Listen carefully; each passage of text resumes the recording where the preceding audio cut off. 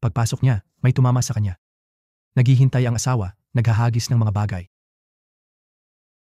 Mabilis at tumpak na inihagis ng asawa ang mga kuko ng alimango. Umiwas ang lalaki, ngunit may pasa sa kanyang mukha. Hindi ito sapat para pakalmahin ang galit niya. Nagpasensya na lang siya. Iniisip niya kung paano napunta ang buhay niya sa ganito. Kung hindi siya nag-excel noon, iba kaya ang sitwasyon? Medyo hilo pa, nakakita siya ng mas lasing na lalaking natitisod.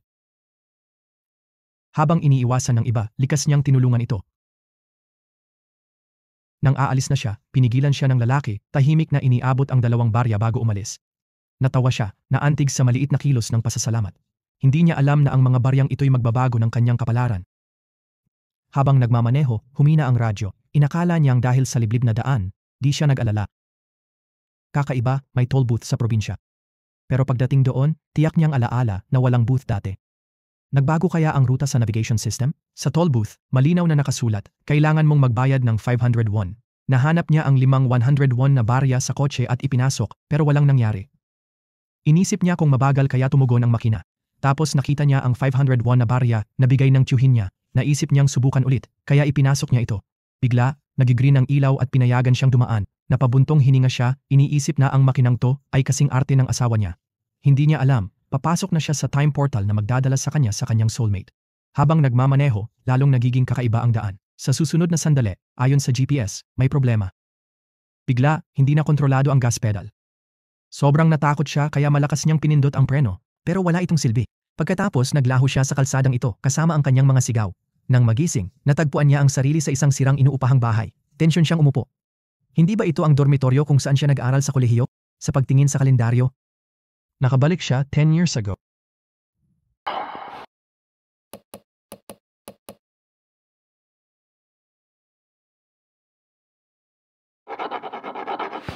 Sa checkout ng supermarket, may naghihintay na mag-asawa. Bigla niyang naalala na nakalimutan bumili ng labaha. Nang aalis na siya, hinila siya ng asawa. Sinabing malapit na sila at sa susunod na lang bumili. Sabi ng lalaki, "Kapag hinalikan kita, masasaktan ka." Bago pa siya makasagot, bumalik agad ito para sa labaha. Mabilis na gumagana ang cashier at malapit na ang kanilang turn. Hindi makita ng babae ang kanyang asawa kahit saan. Sa pagkadismaya, patuloy siyang lumilipat sa likod ng pila. Sa bawat hakbang paatras, lumalaki ang galit niya. Pagdating sa dulo ng pila, umabot sa sukdulan ang kanyang galit. Pinigilan niya ito, nag-iisip ng paghihiganti. Nakakagulat na tuwang-tuwa ang kanyang asawa. Ito ang nagpalakas ng kanyang hindi mapigilang galit. Ipinaliwanag niyang mali ang pagkalkula. Sinabing maganda ang buy one get one free. Ngunit hindi siya makapag-isip ng maayos. Sinigawan niya ito doon mismo. Umabot na sa hangganan ang kanyang galit. Matapos ang ilang taon, hindi na niya nakilala ang asawa. Pagkakasal, nagbago siya ng lubos. Pinabayaan ang sarili. Nasa banyo siya habang naliligo ito. Mahirap mag-alaga ng 2 bata, pero tumutulong siya kapag umiiyak sila. Tuwing umaga, nagmamadali siyang umalis, hindi kumakain, at nagbibihis agad. Kinukuha niya ang briefcase at nagmamadaling pumasok. Ang asawa niya, naiwan sa bahay kasama ang mga bata, ay naiinis. Tandaan, nagtatrabaho rin siya, at hindi madali ang trabaho ng asawa niya. Sa pagmamadali, hinuhubad lang niya ang polo at kumuha ng tasa sa basurahan.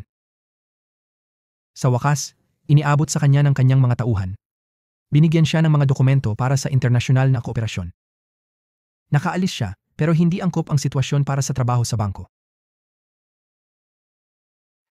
Pagkatapos ng abalang araw, nakita niya ang sulat na may pera na di napirmahan. Alam niyang papagalitan siya ng mga boss para itama ang kanyang pagkakamali.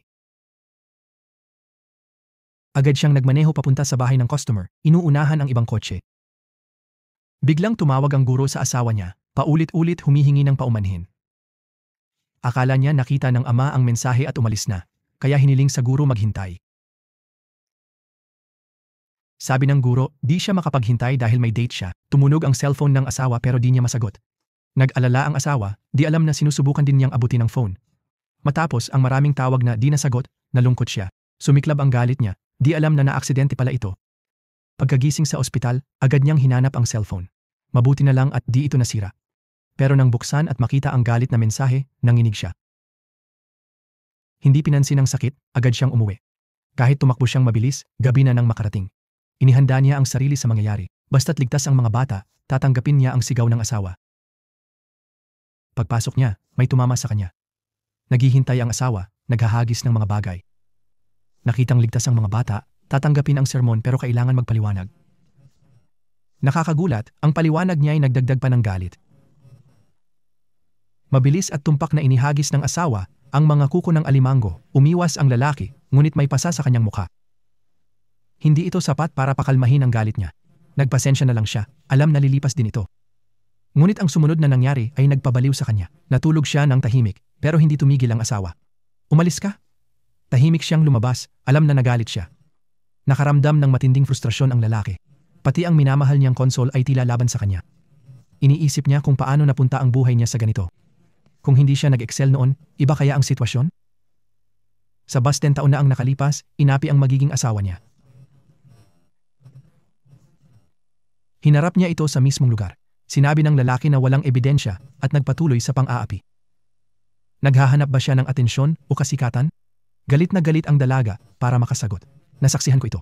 Ang kabaitan na ito ang nagbago ng kanyang kapalaran. Nang araw na iyon, nakita niya ang kanyang crush na tumugtog. Sobrang excited siya, halos hindi mapigilan ang sarili.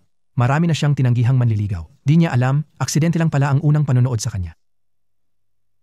Kahit di sinasadya, nakuha agad nito ang puso niya. Mahalagang araw ito sa kanya, pero may problema siyang naranasan. Dinala ang manggugulo sa pulis, nagbigay ng maikling pahayag, tapos nagmadali sa kanilang tagpuan. Ang kanyang tapat na ugali ay lubos na humanga sa kanya. Nang dumating siya, nagsimula na ang konsyerto. Walang tao roon. Ipinaliwanag niya ang emergency kay Hayawon kinabukasan. Kahit sinabi niyang okay lang, iba ang ipinahihiwatig ng kanyang kilos. Pero mabait ang tadhana. Habang nagsasara ang isang pinto, may bumubukas na isa pa.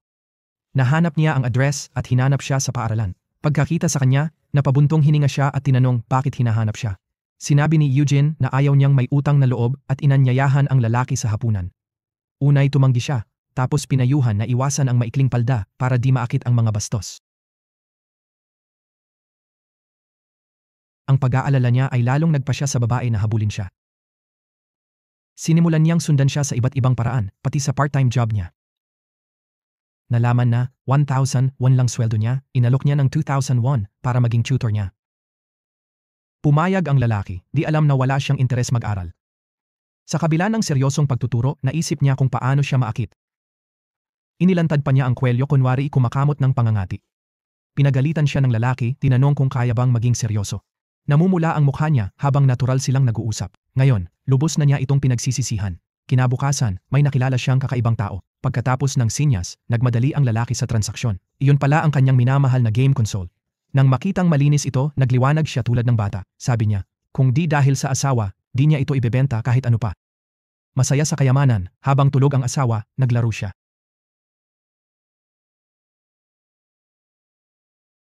Ang tuwa ng pagbubukas nito ay hindi mailarawan. Nalunod siya sa laro, naghahanda para sa labanan. Kailangan niyang mag-ingat sa kanyang asawa. Ang maikling laban ay sapat nang nakakasya. Nakagulat, nakita ng asawa ang konsol habang naglilinis. Muling sumiklab ang kanyang galit. Medyo hilo pa, nakakita siya ng mas lasing na lalaking natitisod. Habang iniiwasan ng iba, likas niyang tinulungan ito. Nang aalis na siya, pinigilan siya ng lalaki, tahimik na iniabot ang 2 barya bago umalis. Natawa siya, naantig sa maliit na kilos ng pasasalamat. Hindi niya alam na ang mga baryang ito'y magbabago ng kanyang kapalaran. Nang gabing iyon, umuwi siya at pumasok sa kanyang silid. Nagkalat ang mga damit gaya ng dati, pero may itim na plastic bag sa sahig na nag-alala sa kanya. Nawawala ang kanyang game console. Natagpuan niya ang kanyang asawa na naliligo dito. Nagmadali siya at kinuha ang kanyang mahal na ari-arian. Anong ginagawa mo? Tanong niya. Sagot niya. Anong silbi ng pagbili ng mga bagay na to? Kahit alam ng asawa na sira ang console, pinagsabihan pa rin siyang tumigil. Sa huli, di na niya napigilan at tinanong ang kanyang asawa. Nagamit mo ba ang pera ko sa pamumuhay? Hinahawakan mo ba ang ipon mo? Ginagamit mo ba ang ipon mo? Bumili ng console sa 5 taon. Bakit ako magugilty? Pero naisip mo ba ang nararamdaman ko? Naintindihan mo na ba ako? Araw-araw siyang harap sa matitigas na customer, pero mas mahirap pakisamahan ng asawa niya. Hindi niya alam na yun na pala ang huling salita niya sa kanya. Kinabukasan, ibinalita ng manager na biglaang pumanaw ang ina ni Director Choi dahil sa atake sa puso. Dapat ba tayong magpaabot ng pakikiramay? Nako, sino bang may lakas loob? Bigla, matapang na tumayo si Do Suhi. Nagustuhan siya ng manager dahil di siya tumutol. Ayaw niyang umuwi sa bahay na puno ng lungkot. Sa huli, binisita niya ang kasamahan para magbigay pakikiramay. Pagbalik niya, may kakaibang pangyayari. Habang nagmamaneho, humina ang radyo. Inakala niyang dahil sa liblib na daan, di siya nag-alala. Kakaiba, may toll booth sa probinsya. Pero pagdating doon, tiyak niyang alaala na walang booth dati. Nagbago kaya ang ruta sa navigation system? Sa toll booth, malinaw na nakasulat, kailangan mong magbayad ng 500 won. Nahanap niya ang 100 won na barya sa kotse at ipinasok pero walang nangyari. Inisip niya kung mabagal kaya tumugon ang makina. Tapos nakita niya ang 500 won na barya na bigay ng tiyuhin niya. Naisip niyang subukan ulit kaya ipinasok niya ito. Bigla, nagigreen ang ilaw at pinayagan siyang dumaan. Napabuntong hininga siya, iniisip na ang makinang to ay kasing arte ng asawa niya. Hindi niya alam, papasok na siya sa time portal na magdadala sa kanyang soulmate. Habang nagmamaneho, lalong nagiging kakaiba ang daan. Sa susunod na sandali, ayon sa GPS, may problema. Bigla, hindi na kontrolado ang gas pedal. Sobrang natakot siya kaya malakas niyang pinindot ang preno, pero wala itong silbi. Pagkatapos naglaho siya sa kalsadang ito kasama ang kanyang mga sigaw. Nang magising, natagpuan niya ang sarili sa isang sirang inuupahang bahay. Tensyon siyang umupo. Hindi ba ito ang dormitoryo kung saan siya nag-aral sa kolehiyo? Sa pagtingin sa kalendaryo, iyon ang araw ng date nila ng Diyosa. Paglabas niya, may babae na nagbuhos ng tubig sa kanya tulad ng dati. Dumilat siya sa lugar ng tagpuan at muli siyang inanyayahan ng Diyosa sa konsyerto. Bagamat nalilito, tumango siya. Habang lumiliko siya, may bumangga sa kanya. Pagmulat ng mata, nakita niya ang asawa na nag-iimpake ng kanyang briefcase. Napagtanto niyang panaginip lang pala iyon. Naisip niya, tag-init na pala, bakit nananaginip pa rin ako? Di alam na nagbago ang katawan. Di napansin ng lalaking nag-erotikang panaginip ang bagong peklat sa pulso. Maya-maya, nakita niya ang peklat habang naglalakad para mag-almusal. Nagtataka siya kung saan ito nanggaling. Sabi ng kasamahan niya, nawala ba memorya mo? Nakita ko yan simula nang sumali ka. Ipinaliwanag mo bawat marka sa katawan mo. Bakit di mo maalala to? Pero hindi panlilin lang ang inosenteng tingin niya. Iniisip niya kung tumatanda na ba siya at humihina memorya. Gusto na lang niya umuwi. Nakita niyang walang pakialam sa hitsura, kaya umalis siya at babalik na lang mamaya. Kaya naisip niya pumunta sa bahay ng kasamahan niyang si Choi. Gusto ng pamilya niya uminom kasama niya para mag-relax. Pero nagulat siya nang makitang lumabas ng banyo ang nanay ng kasamahan niya. Sobrang lito na siya. Malinaw niyang naalala pagbisita sa puntod nito kamakailan, pero narito siya, buhay at nakatayo sa harap niya. Wala siyang ideya paano ipapaliwanag to. Hindi niya matanong sa kasamahan niya bakit bigla na lang nabuhay ulit ang nanay niya. May napansin din siyang hindi maipaliwanag na peklat sa kamay niya. Naalala niya ang panaginip tungkol sa time travel, iniisip kung totoo kaya. Kaya bang ibalik ng kakaibang toll booth na yun ang mga tao sa nakaraan? Para kumpirmahin ang hinala, nagmaneho siya para hanapin ang lumang toll booth. Matapos ang ilang paghahanap, nakita niya ang kakaibang booth. Walang tao, 501 piso lang ang nakadisplay. Ngayon, kinuha niya ang huling barya at ipinasok ito. Gaya ng dati, umilaw ang berdeng ilaw. Tulad ng dati, sunod-sunod na nangyari ang mga bagay. Nawala ng kontrol ang kotse. Kahit takot, alam niyang simula ito ng bagong buhay niya. Pagkagising, sobrang saya niya. Sulit ang risk. Nakabalik siya 10 years ago. Ito ang pangalawang time travel niya. Umiiwas siya sa splash na inaasahan niya. Bulong niya. 1, 2, 3. Lumitaw ang Diyosa niya, kontrolado lahat. Alam niyang yayain siya, kumpiyansa siyang pumayag. Ngayon, iniwasan niya ang delivery guy, iwas sa peklat. May natuklasan siyang butas sa tadhana at sumakay ng taxi. Nakita niya si Eugene, asawa niya ngayon, sa kotse. Mas maalam na ngayon, mabilis siyang sumakay. Tama nga, nasa likod ni Eugene yung kupal kanina. Sabi ni Doon-hee sa sarili, wala akong nakita, wala talaga. Inilantad ni Eugene ang mukha ng taong iyon, binabaliwala ang sariling imahe.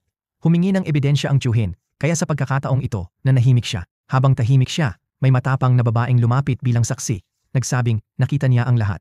Sa sandaling iyon, napagtanto ni Doon-hee ang kanilang kapalaran. Tapos na, hindi na sila magkikita muli. Taus-puso niyang hinangad ang kaligayahan nito sa sariling buhay. Ngayon, nakipag-date siya kay Hee-won at nagbago ang kanyang kapalaran. Sila ay nagsama-sama ng natural. Pagkagising, tiningnan niya ang babae sa tabi. Di tiyak kung si Eugene o Hee-won. Lumapit siya para tingnan, pero bigla itong tumalikod. Nang makita ang mukha nito, labis siyang natuwa. Nakita niya ang mukha, tuwang-tuwa siya, halos sumigaw. Pinasalamatan niya ang swerte sa hindi kapanipaniwala na pagbabago. Ang dating panaginip lang, nagpalitan ng asawa magdamag. At siya ay kamanghamanghang maganda pa.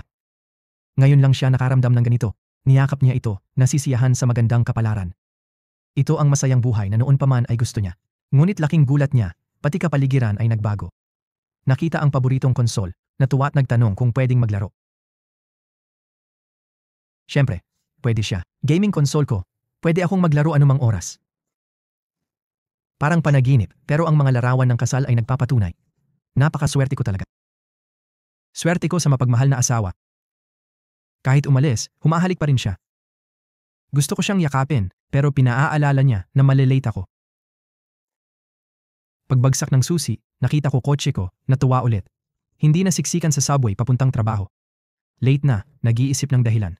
May aksidente daw 3 kotse sa likod. Dahil traffic, diretso lang siya sa kumpanya.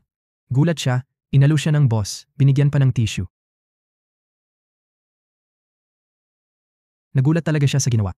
Pero sinabi ng kasamahan, walang aksidente doon. Sa halip, pinagalitan siya ng boss. Walang ka bang ginagawa? Kumuha ka ng proyekto. Kakaiba, kaya sinuri niya asawa online. Nakakagulat, ang kanyang biyenan pala ay chairman ng DK Group. Ay Diyos ko, nagsisimula pa lang ang buhay na to at di na mapipigilan.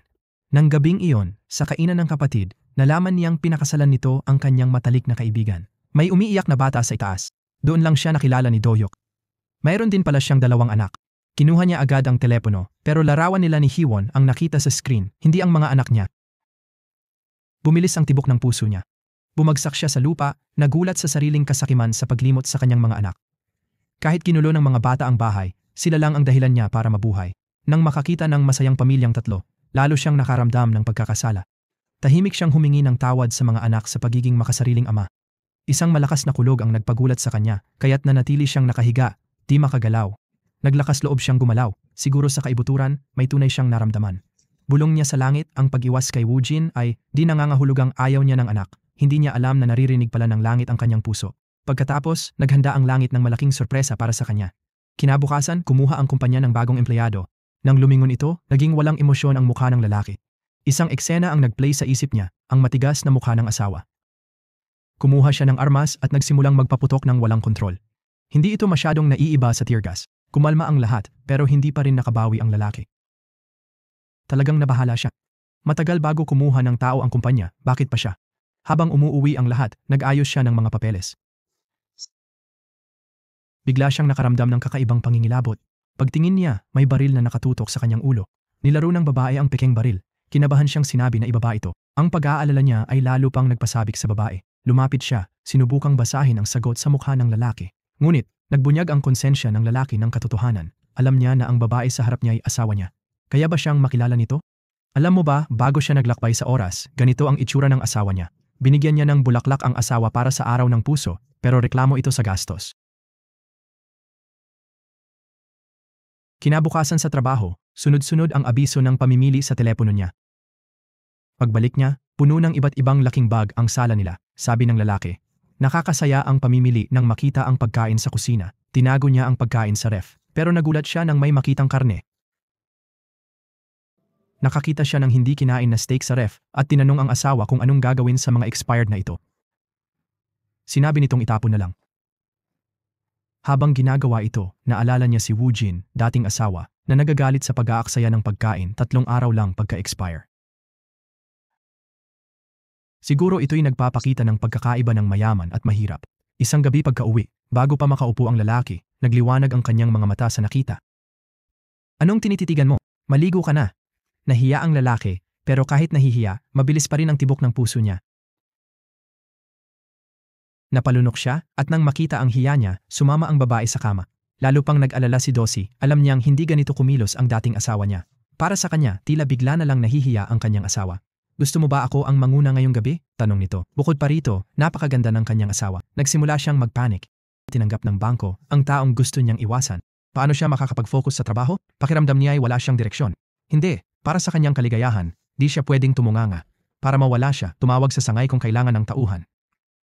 Mayroon siyang perpektong kandidato na irekomenda. Malinaw na hindi na kailangan ang kanyang tanong. Sinabi niya kay Woojin kung gaano kahigpit ang kumpanya. Madalas mag-overtime at may mga biglaang pagsusulit. Kapag bumagsak, tanggal sa trabaho. Nagulat siya nang magpasalamat ito, nangakong magsisikap. Ang tumanggi kanina, ngayoy gustong uminom. Hindi nagtagal, ang bangko'y target ng mga magnanakaw. Lahat ay natakot, lalo na si Woojin. Isang nakamaskaray tumalon, itinutok ang baril kay Woojin. Sinamantala ng mga kasamahan para magpatunog ng alarma. Mabilis na pinalibutan ng mga pulis ang lahat. Dumating ang direktor nang makitang tapos na. Nakakagulat, isa palang pagsasanay na gawa ni Duhyo. Ipinakita kay Woojin ang panganib na hirapang umalis. Ngunit hindi niya inasahan na masisiyahan si Woojin sa trabaho. Natigilan ng lalaki. Habang paalis, nag-announce ng overtime ang direktor at nag-alok ng hapunan. Mabilis na nag-order ang lahat, cappuccino, ice cream at americano. Nang turn ni Woojin, wala siya. May nag-alok mag-order ng kape para sa kanya. Hindi umiinom ng kape si Woojin. Strawberry milk ang ayos para sa kanya. Kilalang kilala mo siya, no? Sabi ni Duhyo, napansin ang kahalagahan ng gawe. Tinanong siya ng kasamahan kung hindi siya umiinom ng kape. Sinabi niyang ayaw niya ng kape at mas gusto niya ang soy milk. Nag-alala si Duhyo, nagkunwaring kalmado. Hindi ko siya nakikitang umiinom ng kape. Madalas gusto ng babae ang strawberry, pati ako. Ngunit nang hating gabi, nagkaroon si Woojin ng kakaibang panaginip. Panaginip niyang umibig, mag-asawa at mag-alaga ng 2 anak. Naging may bahay siya. Ngunit sa buong panaginip, hindi malinaw ang mukha ng kanyang kasintahan. Kinaumagahan, 2 lalaki ang kumain ng egg cake sa tabi ng daan. Dumaan ang kanilang babaeng kasamahan na si Woojin. Si Seo, isang katrabaho, ay hindi gusto ng marami, pero mabuting tao pa rin. Kumain siya ng almusal. Masaya ang kanyang ugali, kaya hindi siya tumanggi. Alam niya sa sinabi ni Woojin na kailangan niyang magsikap dahil may sakit na ina sa bahay. Nagulat si Doosyon nang mabanggit ang tungkol sa sakit. Ano ba ang sakit ng dalaga? Ilang taon na silang mag-asawa, pero hindi niya narinig na may sakit ang biyenan. Baka naman maliit na sakit lang ito. Bigla siyang hindi makapagsalita, kaya hindi na niya ito pinahirapan sa trabaho. Kahit pinagalitan ng manager, tinulungan niya si Woojin magpaliwanag ng maayos. Pagbalik sa upuan niya, may dumating na hindi inaasahang bisita. Nakasimangot ang mga kasamahan na tila nakakita ng halimaw. Ang bagong dating ay naghahanap ng bagong mukha, bagamat mukhang hindi kanais-nais. Magalang na nagtanong si Woojin tungkol sa kanyang pakay. Umupo ng diretso ang lalaki sa counter. Ipinagmalaki ang maswerteng panalo kagabi, nagdiwang sa soju. Matapos uminom ng sobra, nag-apoy ang kanyang lalamunan, tumayo ang walang pasensyang manager. Nang maramdaman ito, hiniling ni Woojin sa lalaki na maghintay. Pagkatapos, ang manager ay nagningning ang galit sa mata ni Dohyo, pero pinigil ni Woojin ang sarili. Itinulak niya ang pera pabalik gamit ang kanyang gitnang daliri. May sauna sa malapit na masangkop para sa kanya. Biglang nagalit ang lalaki, hinawakan siya at humingi ng sagot. Hindi makaupo si Dus, pero mas mabilis kumilos ang kasamahan. Pinanood niya ang katrabahong humila sa scammer at hinamon ang pagkalalaki nito.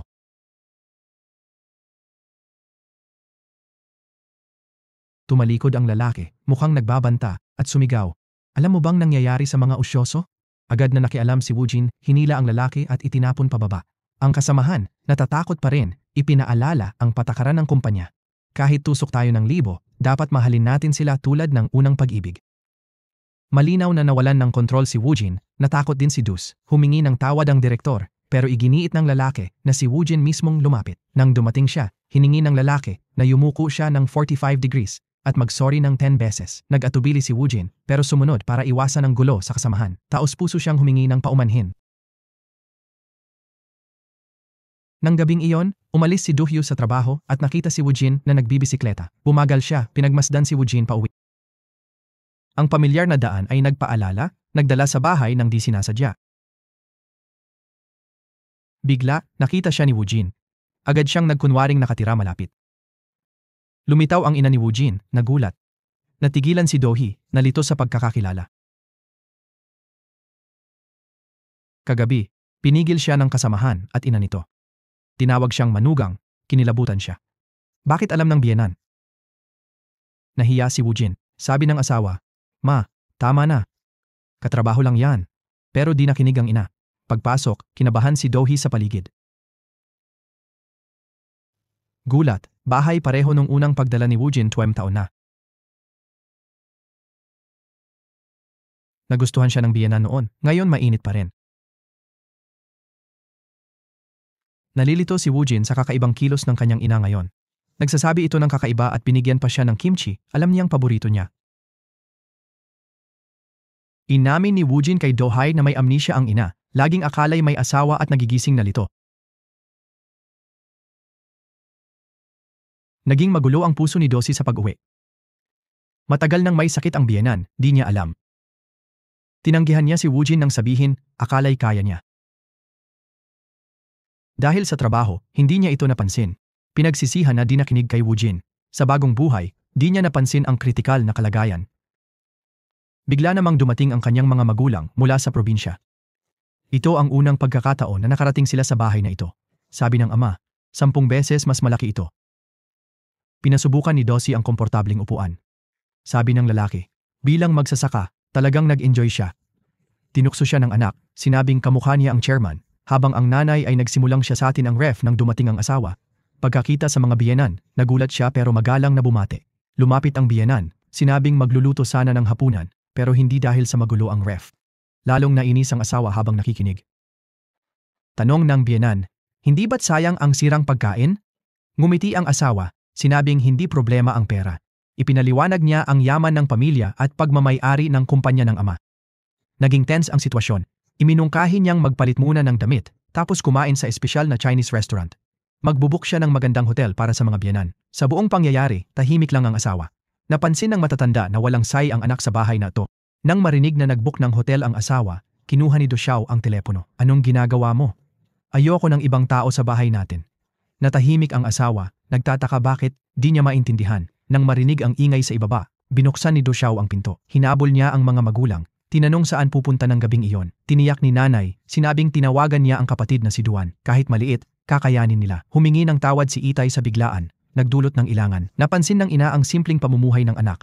Kahit ayaw silang paalisin, kumaway pabalik ang kanyang ama. Naramdaman niyang wala siyang magagawa. Alam niyang di kayang magpasya ng anak sa bagay na ito. Pagbalik, kahit nagsorry asawa at ayaw lang ng estranghero, muling pinilit ng lalaki. Tanong niya kung dapat bang maging pulubi ang mga magulang. Natahimik ang kanyang asawa. Tinanong niya kung paano kung ganun din trato niya sa magulang nito. Ngumiti lang siya at sabi, 30 taon na ako dito nakatira. Kung di mo kaya, okay lang sa akin ang munting kapangyarihang to.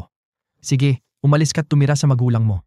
Ayoko na sayo. Buntong hininga ng asawa. Saan ka pupunta ng gabing-gabing ito? Bigla, may dumating na mensahe sa cellphone mo. Yun pala'y VIP room na inibook ng asawa mo. Napabulalas ka na ganito pala ang buhay mayaman. Habang ang asawa mo'y nasa loob, kumakain ng masarap, siguradong tatawagin mo siya. Matagal siyang naghintay, pero advertising call lang ang natanggap. Nagalit siya. Pagpasok sa trabaho, tumawag si Huwon. Tinanong niya kung sobra ba ang ginawa niya. Gusto mo ba ako ang tumawag sa'yo?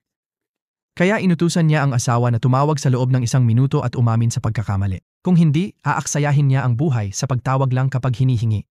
Nagngalit siya at umaming mali, tinanong kung kailan babalik. Pagkababa ng telepono, biglang naisip niyang sampalin ang sarili. Di ko alam bakit bigla niyang naalala si Woo Jin, dating asawa. Minsan mukhang mainitin, pero mahal niya ang mga magulang nito. Natakot siya sa tindahan, ayaw magalit ang pamilya kung di bumisita. Noon, nakita lang ang lamig. Ngayon, nakita ang magagandang ugali. Nagdududa siya kung tama ang paglalakbay sa oras. Pagkatapos ng trabaho, nagbisikleta si Woo Jin pa uwi. Tinansya ni Do Xiao na aabutin ng 30 minuto sa bilis na yon.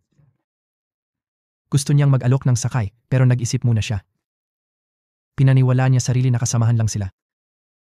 Anong dapat katakutan, pero di tama ang paghatid pagkatapos ng trabaho. Kaya naisip niyang umalis at kunwaring di nakita. Maya-maya, nakita niya si Woo Jin na nahihirapan sa salamin. Likas siyang umatras ng may pagkabalisa. Mabilis siyang lumabas, lumapit at tinanong kung nasaktan ito. Agad niyang binuhat ito papunta sa kotse at umalis. Kinaumagahan, may nakitang nami-plate ang asawa niya sa kotse. Malinaw na nahulog ito ni Woo Jin noong nakaraang gabi. Mahinahon niyang sinabing nahulog ito nang naghatid siya ng kasamahan. Ang asawa niya, walang duda sa katapatan, ay tiwala. Naibalik ang nami-plate, ngayon may mas matibay na kabit. Nagtataka siya bakit di nag-iwan ng pangalan ng tumulong. Gayunpaman, nakaramdam siya ng pasasalamat. Sana nakita mo ang ngiti niya.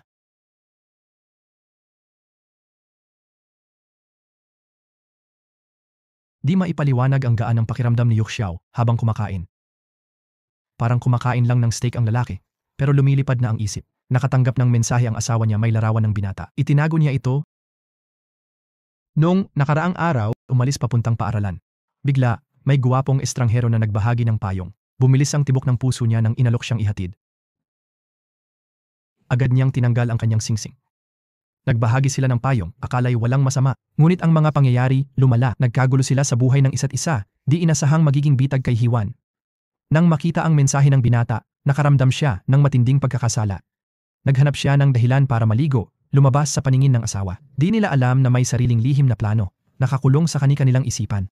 Naalala rin niya si Jin, dating asawa, nang mag-inuman ang mga kasamahan sa gabi. Masaya ang lahat sa paligsahan ng inuman, ngunit siya'y nag-iisip lang kay Woo Jin. Dating masigla't masaya, ngunit nang mag-asawa, Naging matigas muli ang ugali. Lumabas na hindi pala siya ang nawalan ng sarili sa buhay mag-asawa. Hindi ako naging housewife dahil gusto ko. Ginawa mo akong ganito. Pagkatapos ng hapunan, si Woojin, medyo lasing, ay biglang hinarap ng mabilis na motor. Likas na lumapit si Do-hyo para hilahin si Woojin pabalik. Hinila niya ng walang pag-iisip at ito'y nagbigay kay Woojin ng pamilyar na pakiramdam. Mabuti na lang mabilis siyang kumilos at hinila si Woojin pabalik sa kaligtasan. Talagang nag-alala siya kanina. Siguro siya lang ang nakakaalam, di niya alam na may naramdaman din si Woojin. Pauwi, pinaaalala ni Do-hyo sa sarili na may asawa na siya. Estranghero siya kay Woojin, di dapat siya magkaroon ng damdamin dito. Pero sa traffic light, nakita niya ang tiyuhing nagbigay ng barya sa subway. Agad siyang bumaba ng bisikleta para hanapin at tanungin kung anong ibig sabihin nito. Lalo na kung may natitira pa siyang barya. Kung nagsisi siya, pwede ba siyang magsimula ng bagong buhay kasama si Woojin? Pero naglaho ang tiyuhin na parang multo. Hindi niya narinig ang tawag ng lalaki mula sa likod, pero kakaiba, sa isang kisap mata, nawala ang tiyuhin. Alam niyang kasama niya ang tiyuhin sa mundong ito, kaya tanging panahon lang bago niya ito mahanap. Pero may nakalimutan siyang mahalagang bagay. Kinabukasan, nagkamali si Woojin at pinagsabihan ng nail manager.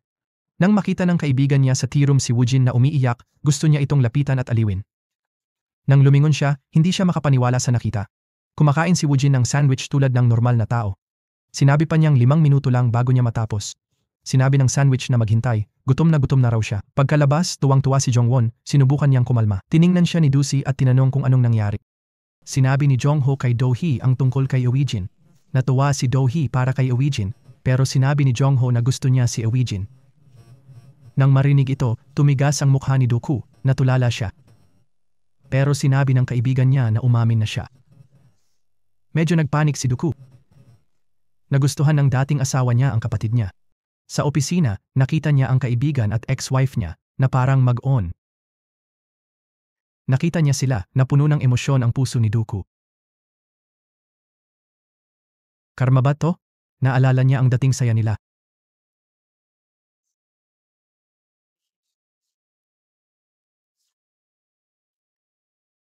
Ngayon, alam niyang seryoso ang kaibigan niya. Talagang naghahanda siyang habulin si Ewijin. Sa tanghalian, nang sabihin ni Ewijin na maaga siyang kakain, sininyasan ng team leader si Do-hyo na magpalit ng shift at sumama kay Ewijin. Nang marinig ang pangalan ni Ewijin, agad niyang sinabi na masyadong gutom siya para magtrabaho. Sabi niya, wala nang bisita ngayon kaya kakain muna ako. Hindi pa ako nakakakain ng almusal at nagugutom na. Talagang hindi sila nakalayo. Hinabol siya ni Do-hyo. Pinapasama ako ng boss sa kanila kaya tumakbo ako dito. Boss, tama po yan. Pagkakain, isinama ni Jongho si Do-hyo para raw bumili ng ice cream pero may ibang plano siya. Tinanong niya si Do-hyo kung ano ang ibig sabihin nito.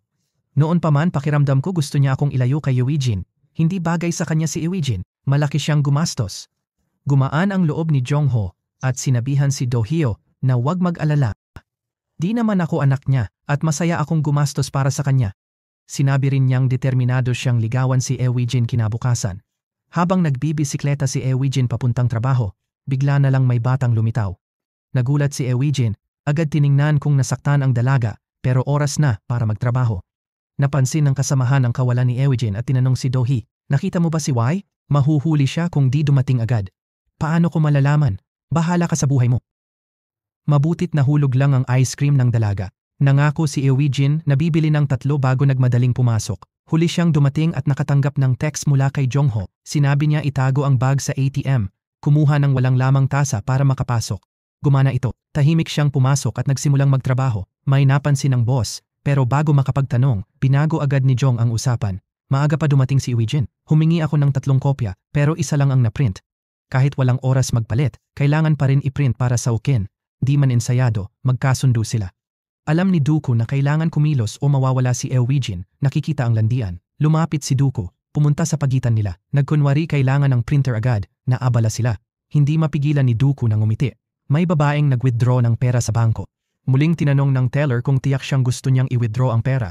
Miss, kailangan kong mag-withdraw agad. Matutulungan kitang kanselahin ang time deposit.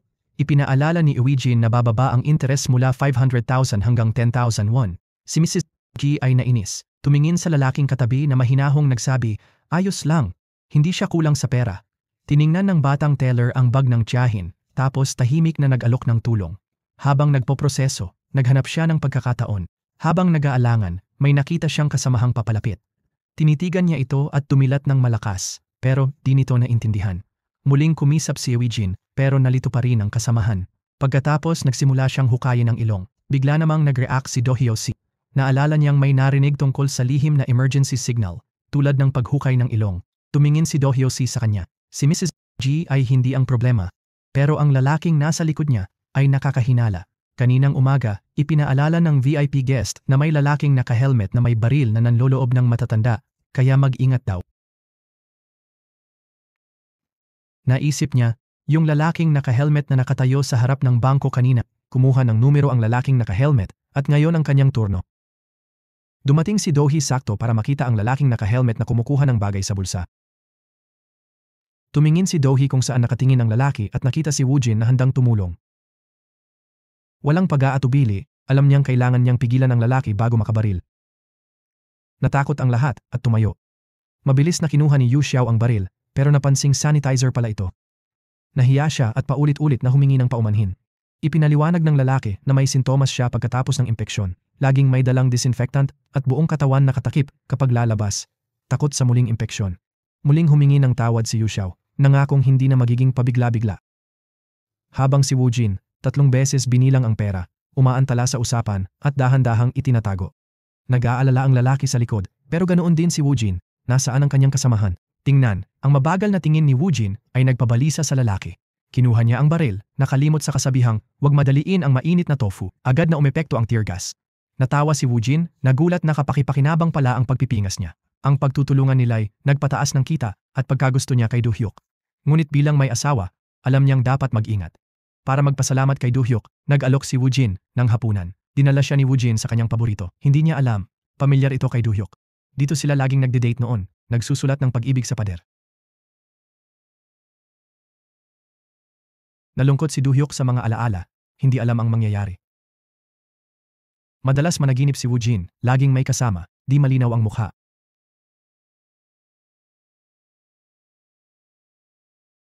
Naisip niya kung panahon na ba para magpakasal, tipikal na pangarap ng adulto. Kaya ba mawawala ang mga panaginip na, tukong magpapakasal na siya? Nang malaman na magtatrabaho si Woo-jin hanggang gabi, nag-alala siya. Pagkatapos ng trabaho, dumaan siya sa sushi place para bumili ng pagkain. Naalala niya, may promo pala ngayon ang sushi na, buy one, get one free. Hindi ko naubos lahat, kaya may dala ko para sayo. Kakaiba, pagpasok ko, hindi ko nakita si Woo-jin. Akala ko nasa banyo siya, pero may narinig akong tawa. Sinundan ko ang tunog, nakita kong nauna pala ang kapatid ko. Nakita ko silang magkasama, nakaramdam ako ng pagkalito. Dapat ko ba silang istorbohin ngayon? Narinig kong tinanong ng kapatid ko si Woo-jin kung gusto niyang makipag-date. Halos lumabas ang puso ni Do-hyuk sa dibdib niya. Mabuti na lang, hindi agad sumagot ang matalinong kambal. Sabi ni Jong-ho, kung hindi tayo magkaintindihan ngayon, mangyayari rin yan sa pagtagal. Hihintayin ko na maintindihan mo ako bago ako umasa ng sagot. Ang mga salitang iyon ay nag-iwan kay Do-hee ng pagkalito sa hapunan ng pamilya. Kahit na tiniyak ng biyenan, natutulungan siya sa kanyang karera. Pero ngayon, hindi mapigilan ni Do-hyuk na isipin ang sinabi ni Jong-ho. Sigurado siyang mahuhulog si Woo-jin sa kanya. Mahal, parang malayo ang isip mo. Ngayon ko lang napansin, mukhang nawala rin ako sa sarili. Buti na lang nandito ang aking biyenan. Nag-aalala pa rin siya, alam na mahirap ang trabaho sa bangko at sinabi na magpahinga, pero paano niya magagawa yon? Ngayon, kasama ng kanyang kapatid ang dating asawa niya. Alam na alam niya ang mga taktika nito sa panliligaw. Habang iniisip niya ito, mas lalo siyang nag-aalala. Kaya nagdahilan siya para umalis. Nagmadaling sumakay ng taxi para makialam. Maya-maya, nakarating si Do-hyuk sa parking pupuntahan ni Jong-ho. Perpekto ito para sa romansa. Gaya ng inaasahan, nakakita siya ng magkasintahang naghahalikan at agad silang pinaghiwalay. Natatakot siyang baka pagalitan si Woo-jin ng kanyang kapatid. Kahit may panganib ng pagkakasaway, hindi siya natakot at nagpa siyang hanapin ang dalawa. Hindi alam ang pagiging malapit ni na Jong-ho at Woo-jin. Binalak niyang kiligin muna si Woo-jin bago samantalahin ang tahimik na gabi. Ngunit bigla, may ilaw na lumitaw sa kanilang daanan. Labis na naguluhan si Jong-ho. Tila nagkataon lang ang pagdating ni Do-hee dahil nandoon si Woo-jin. Hindi nagalit si Jong-ho sa mismong lugar. Nagdahilan siya, sinabi niyang nasira ang kanyang sasakyan malapit doon at napagpasyahan na lang ng puntahan siya. Inisip ni Joe kung talagang nasira ang plano niya ngayong araw. Lumuhod siya kay Do-hyuk, pwede ka bang mag-taxi na lang? Biglang dumating si Woo-jin at sila'y nagpanggap na okay at walang pinagtatalunan. Kahit sa dinner date ng dalawa, ay sumama pa rin siya, kaya masama ang loob ni Jongho.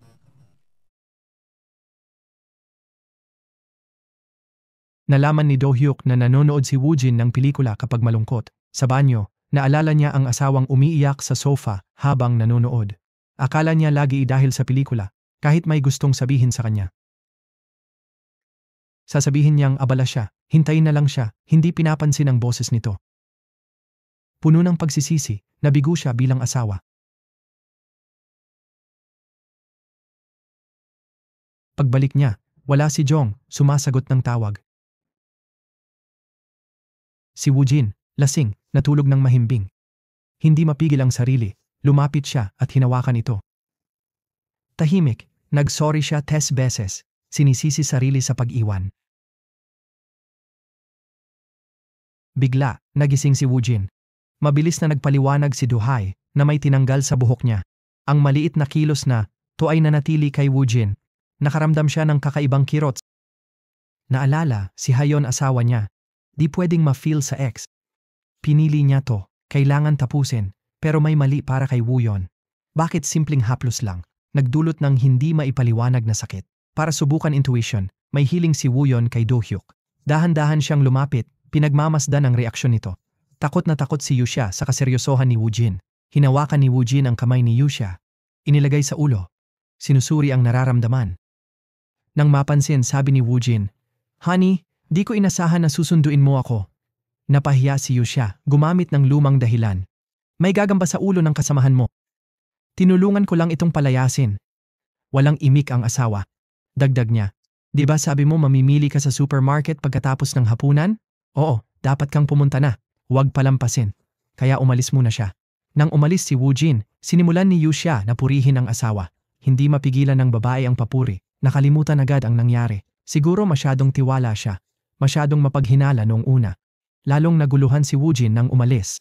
Nakaramdam siya ng matinding sakit sa dibdib. Kinabukasan, si Do-hae, may guilt, naghintay kay Woojin sa bangko. Nakita siyang nagmamadali. Gusto niyang tanungin tungkol sa kagabi. Huli dumating si Jongho at hinila si Woojin papasok. Naisip ni Do-hee kung pwede rin siyang mahuli ng 1 minuto. Sa opisina, sinabihan ng direktor si Woojin na humanap ng kasama sa biyahe.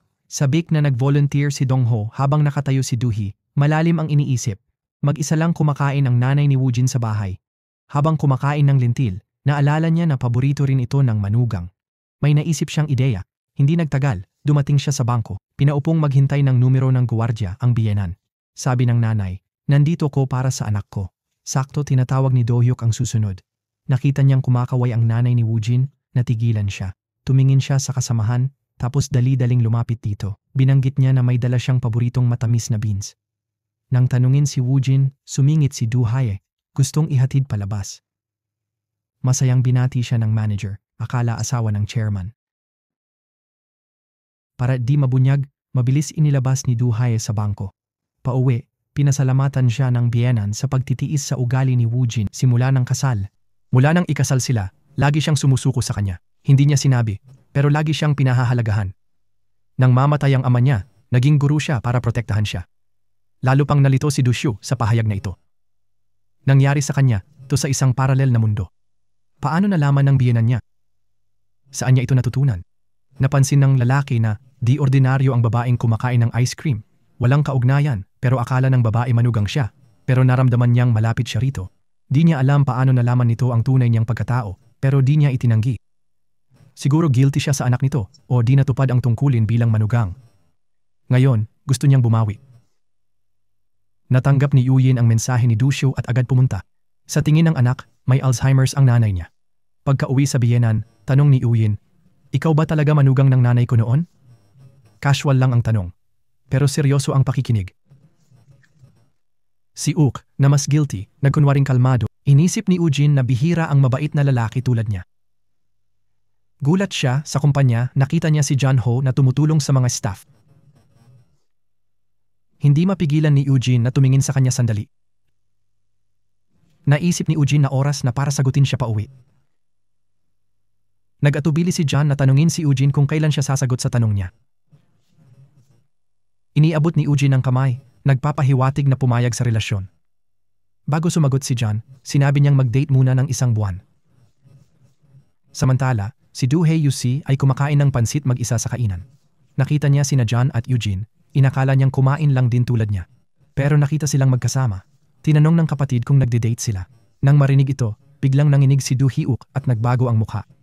Binabati ng kapatid niya si Eugene sa pagpili. Salamat kasamahan, hindi mo ba ako babatiin? Ilang salita lang ang binulong ni Du Hei. Congrats.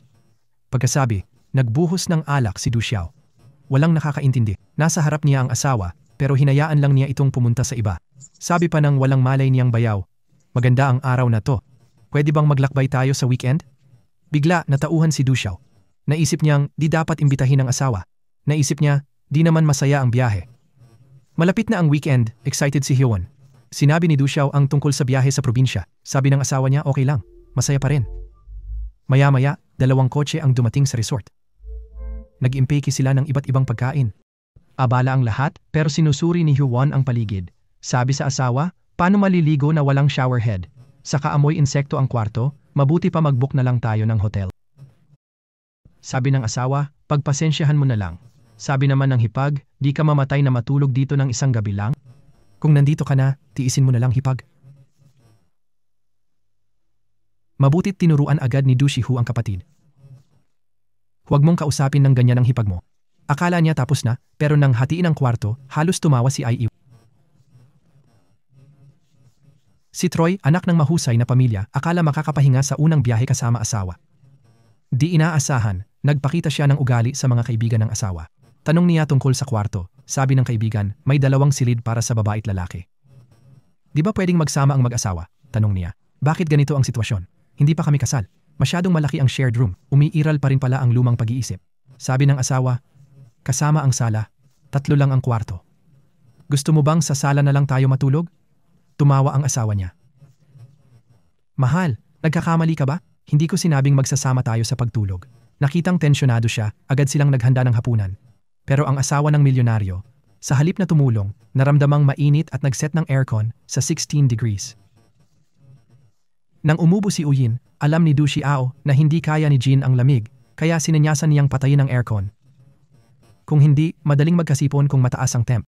Kung gusto pa ng bayaw ko kumain, halika't magluto tayo. Pumayag siya, nagpababa ng temperatura. Mainit siya habang naghuhugas, pero ang paraan niya ay aabot hanggang susunod na taon. Kaya kailangan niyang ibaba pa ang temperatura dahil natatakot siyang baka magalit sila. Hinangaan ang pag-inom ni Eugene, kaya sabi niya, bakit hindi truth or drink? Pumayag ang grupo. Kumuha ng baso ang mayamang babae. Binalaan siya ng asawa, hindi ka pa nakainom. Malakas to. Pero sabi niya, paano ko malalaman kung di ko susubukan? Nag-toast kay Eugene, isang higop lang, lasing na, napabuntong hininga ang mag-asawa. Nagreklamo siya sa tulugan, pati kulog binanggit. Nanatili silang tahimik. Nang malapit na ang hating gabi, bigla'y naramdaman ni Eugene ang paninikip ng dibdib. Uminom siya ng tubig, pero mukhang nanghihina. Napansin ni Dusi na may problema. Bumagsak siya. Agad tinawag ni Dusi ang lahat. Nagtipon sila sa paligid ni Eugene, pinag-uusapan kung dadalhin sa ospital. Hindi nakatulong ang pagpapalamig ng katawan niya. Naalala ni Dusi ang gamot sa lagnat na mabisa sa asawa niya. Nang maisip ito, tahimik na tumayo si Dusi at lumabas. Labis siyang nag-aalala. Nagmaneho siya papuntang bayan ng 5:00 ng umaga. Karamihan ng parmasya'y sarado, pero naghanap siya. Kumakatok ng parang baliw. Isang matandang lalaki, naiinis. Nagtanong kung pwede siyang kumalma. Ipinaliwanag ni Dusi. May mataas na lagnat ang asawa ko. Kailangan kong bumili ng gamot. Sabi ng lalaki. May 24 oras na parmasya 3 metro lang. Bumalik siya ng malungkot. Nalamang dinala ni Jiang Hu si Eugene sa ospital. Nang bumalik si Eugene, pagod at tulog, dahan-dahan niyang tinanggal ang seatbelt nito, ingat na di siya magising. Nakita ito ni Du Xiao at inakala na halik. Naku, nawalan siya ng kontrol at lubos na nasiraan ang loob. Sa kotse, paulit-ulit na ibinagsak ng lalaki ang ulo sa manibela. Ang malakas na busina ay nagpaisip sa lahat na nabaliw siya. At totoo nga, kinuha niya ang kahon ng barya, ibinuhos ang laman, at desperadong naghanap ng kayamanan sa loob. Isang kayamanan, maaari itong makaapekto sa kanyang kaligayahan sa mga susunod na taon. Nang walang espesyal na barya nakita, lumubog ang kanyang puso. Tumakbo siya sa bangko, ginamit ang posisyon para kumuha ng mga bag ng barya at ibinuhos sa mesa. Desperado siyang naghanap ng mga barya mula 2006. Sa wakas, sa libu-libong barya, nakita niya ang 2006 coin tulad ng sa tiyuhin. Labis siyang natuwa. Nagmaneho para sa toll booth, pero wala ito sa dapat nitong kinaroroonan. Nagpanik siya, tiyak na naroon ito dati, hindi mahanap, naisip niya ang huling paraan. Nagmadali siya sa subway, mukhang urgente, takot na makuha ng kapatid si Eugene, kaya pumunta roon. Minsan, nakita niyang binigyan siya ng barya ng tiyuhin doon. 2 beses sa subway ang tito. Malapit na siguro ang tiyuhin, kailangan niyang hanapin siya ngayon. Tiningnan pa niya ang mga banyo, nakita niya ang tiyuhin sa isa. Parang bahay ang tingin ng tito dito. Lumuhod siya, inamin ang pagkakamali. Umalis ka, Eugene. Huwag kang tatakbo sa problema. Humingi ka ng pagkakataon sa tiyuhin mo. Gampanan mo ang tungkulin ng asawa. Maingay dito. Gusto kong umuwi. Hindi mo ba ako matutulungan? 4 na salitang bumigat sa puso. Alam niyang nagkamali siya. Humingi siya ng isa pang pagkakataon. Bumalik siya, pero sinabi ng tiyuhin na sundin ang landas. Hindi mabibili ang nakaraan. Sa 100-meter bridge, bumalik ang alaala ni Eugene. Masaya sila noon. Pero di niya pinahahalagahan. Tama ang tiyuhin, ang tadhana'y sariling kapalaran. Pinili si Hayun, dapat igalang ang desisyon. Hawak ang barya, itinapon sa iloghan. Parang pagtatapon ng kanyang nakaraan. Ayaw bitawan, pero wala siyang choice. Pag-uwi, tila talagang pinabayaan na. Maaga naglinis, nagluto ng almusal kahit gising na asawa. May inihanda siyang malusog na tsaa. Masaya ang asawa sa pagbabago niya. Niyakap siya, tinanong bakit bigla naging maalalahanin. Dapat lumaki, di ba? Talagang bumitaw, aktibo kahit nakita si Eugene. Sinabi kay Eugene na mabuti si Jang Sung Yun. Nais silang maging masaya. Magiging masaya sila. Kung ininis ka, sabihin mo lang. Tuturuan ko siya ng leksyon. Mainit ang mga salita, pero may lungkot. Sa loob, di mapakali si Do Hyun, pero kumbinsido na okay siya. Nang mag-overtime ang manager, pinauwi ni Do Hyo si Jung Ho ng maaga. Sinabi niyang inasikaso niya ang trabaho ni Jung Ho para magsaya ang mag-asawa. Pinaalala niya kay Jung Ho na tulungan pa si Woo Jin. Natuwa ng husto si Jung Ho. Ang dating pagtutol niya ay tila hindi tunay. Mahal na mahal ko siya, naisip niya, akala niya'y wala ng pag-asa. Kinabukasan, anibersaryo ng biyenan, nagising si Woo Jin na wala ang kanyang ina. Mapanganib ang paglalakwatsa ng taong may Alzheimer's. Nakita ang litrato ng ama sa mesa, nalito si Woo Jin. May Alzheimer's ba ang kanyang ina? Pero ano man ang mangyari, kailangan niyang hanapin muna ang kanyang ina. Hinanap niya sa buong nayon pero wala siyang nakita.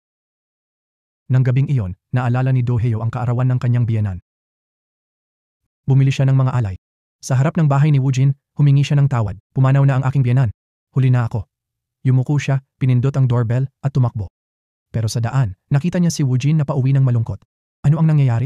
Anong nangyari? Ngayon, mas malapit na ang kanilang relasyon. Tumama siya kay Woo Jin para magulat ng nawawala sa pulis. Sinabihan silang maghintay ng matiyaga. Tumawag ang asawa, tinanong bakit wala sa bahay. Nagsinungaling siya tungkol sa paglilibing ng ina ng kasamahan. Pagbalik, nakita niyang natutulog si Woo Jin. Habang nakaupo sa tabi, may naisip siya. Kinabukasan, nasa ilalim ng ulo ni Woo Jin ang kamay ni Hyo. Natutulog pa rin si Do Hyo. Hinawakan niya ang kamay nito buong gabi. Hindi nagtagal, nagising si Do-hee. Nagkatinginan sila, nawala ang ilangan. Para mawala ang pagkalito, tiningnan niya ang forum tungkol sa shoot. Nakakagulat na epektibo. May nakakita raw sa babae sa volunteer center. Pagdating ni Woo Jin, nakita niyang nagbo-volunteer ang ina. Niyakap niya ito, tinanong ng ina bakit parang bata. Maya-maya, niyakap din ni Do-hee ang babae. Nalito si Woo Jin, pero naantig sa mga salita ni Do-hee. Hindi lang si Woo Jin ang naapektuhan. Pati bagong gising na biyenan, may nakalimutan pala. Kinuha niya ang cellphone ng anak habang naglalaba para kay Do-hee. Biglang tumunog ang cellphone ng kanyang asawa. Nang makita ang numero ni Woo Jin, kumunot ang noo niya. Di ba yan ang girlfriend ni Jun-ho? Pero naliligo si Do-hee kaya siya ang sumagot. Hinanap ng tumawag ang manugang, nagtataka bakit di naghintay kumain bago umalis. Nanalo siya. Naguluhan, tinanong kung sino ang tumatawag. Bakit nasayo ang cellphone ng manugang ko? Ako ang asawa niya. Natakot ang ina ni Woo Jin nang marinig ito. Ibinaba niya ang tawag, nag-aalala. Sa paghahanap sa bag, may nakita siyang card ng pulis. Naroon pala ang asawa niya. Sinuri ang lokasyon, nalaman niyang nagsinungaling ito. Sabi niya, pupunta siya sa kanluran para sa patay. Bakit nasa silangan? Tiningnan niya ang black box ng kotse. Nakahiga si Yu Xiao sa kama pagkatapos maligo. Di niya alam tapos na ang magagandang araw. Akala niya matatapos, di alam simula ng bangungot. Tumakbo asawa sa kanya, may inihagis sa mukha. Nang makitang memory card, alam ko tapos na. Paano ako nangahas magsinungaling? Tumingin siya, guilty. Habang nagpapaliwanag, sabi ng asawa, tumigil ka sa pagkukunwari, tinawag kaniyang Tatay Lo. Hindi ko akalain na ang aking tapat at responsabling asawa ay ganito kalakas ang loob. Baka naman nabewitch mo siya? O dapat ba akong mismo ang magtanong sa kanya? Sa kaba, niyakap ng asawa ang kanyang misis at nagpaliwanag na, may Alzheimer's ang ina ni Wuji, nawawala siya at hinanap namin siya buong magdamag. Bakit mo pinaghirapan tulungan siya kung wala namang koneksyon sa inyo? Sa totoo lang, hindi ko alam kung may namamagitan sa inyo. Kahit saan ka pumunta, huwag kang mag-alala, hindi ko siya haharapin at hindi ako mag-uudyok ng gulo. Hindi sigurado ang lalaki kung dapat ba siyang makahinga ng maluwag o sisihin ang sarili sa kanyang pakikialam. Nag-e-enjoy ng red wine si Hiwon sa bar ng nakakagulat, dumating din ang binata, nagkunwari siyang nagkakilala at nakipagkwentuhan sa kanya. Dahil kailangan niya ng kasama sa pag-inom, nagpaabot si Hiwon sa isang waiter na dalhin siya ng inumin. Ngunit hindi niya maintindihan ang dahilan kung bakit pinagtagpo sila ng tadhana sa ganitong paraan. Paalala niya sa batang lalaki na may asawa siya, na nagpapahiwatig na makaraan ang inumang iyon, pwede na siyang gumawa ng kahit ano sa kanyang gusto. Sa unang pagkikita sa ulan, lihim niyang tinanggal ang singsing. Akala'y di na magkikita pa, ngunit nagkita sila sa gym. Napansin ng binata ang liit ng mundo, habang ang puso ni Hiwon ay parang natigil. Nang bumalik siya, sinundan pala siya ng binata. Nagtataka, tanong ni Hiwon, kukunin ko ang kotse, bakit mo ako sinundan? Inamin ng binata ang nararamdaman. Ako, sabi ng binata, nagustuhan ko siya. Nagulat si Hiwon, pero nanginginig na ang puso.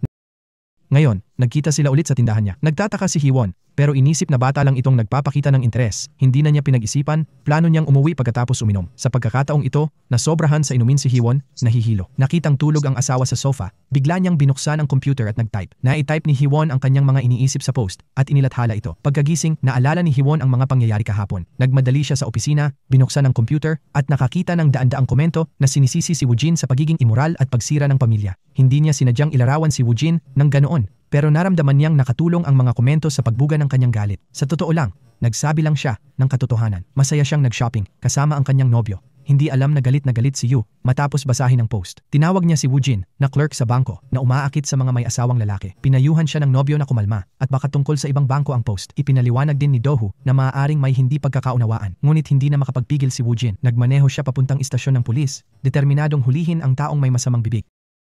Parang bumabagsak ang langit sa anak ng tycoon. Sobrang nag-aalala siya, hindi alam ang gagawin. Sabi niya, lasing siya kagabi at nag-post ng masamang artikulo. Di na siya makapasok ngayon para burahin. Medyo may late raw ang asawa ko.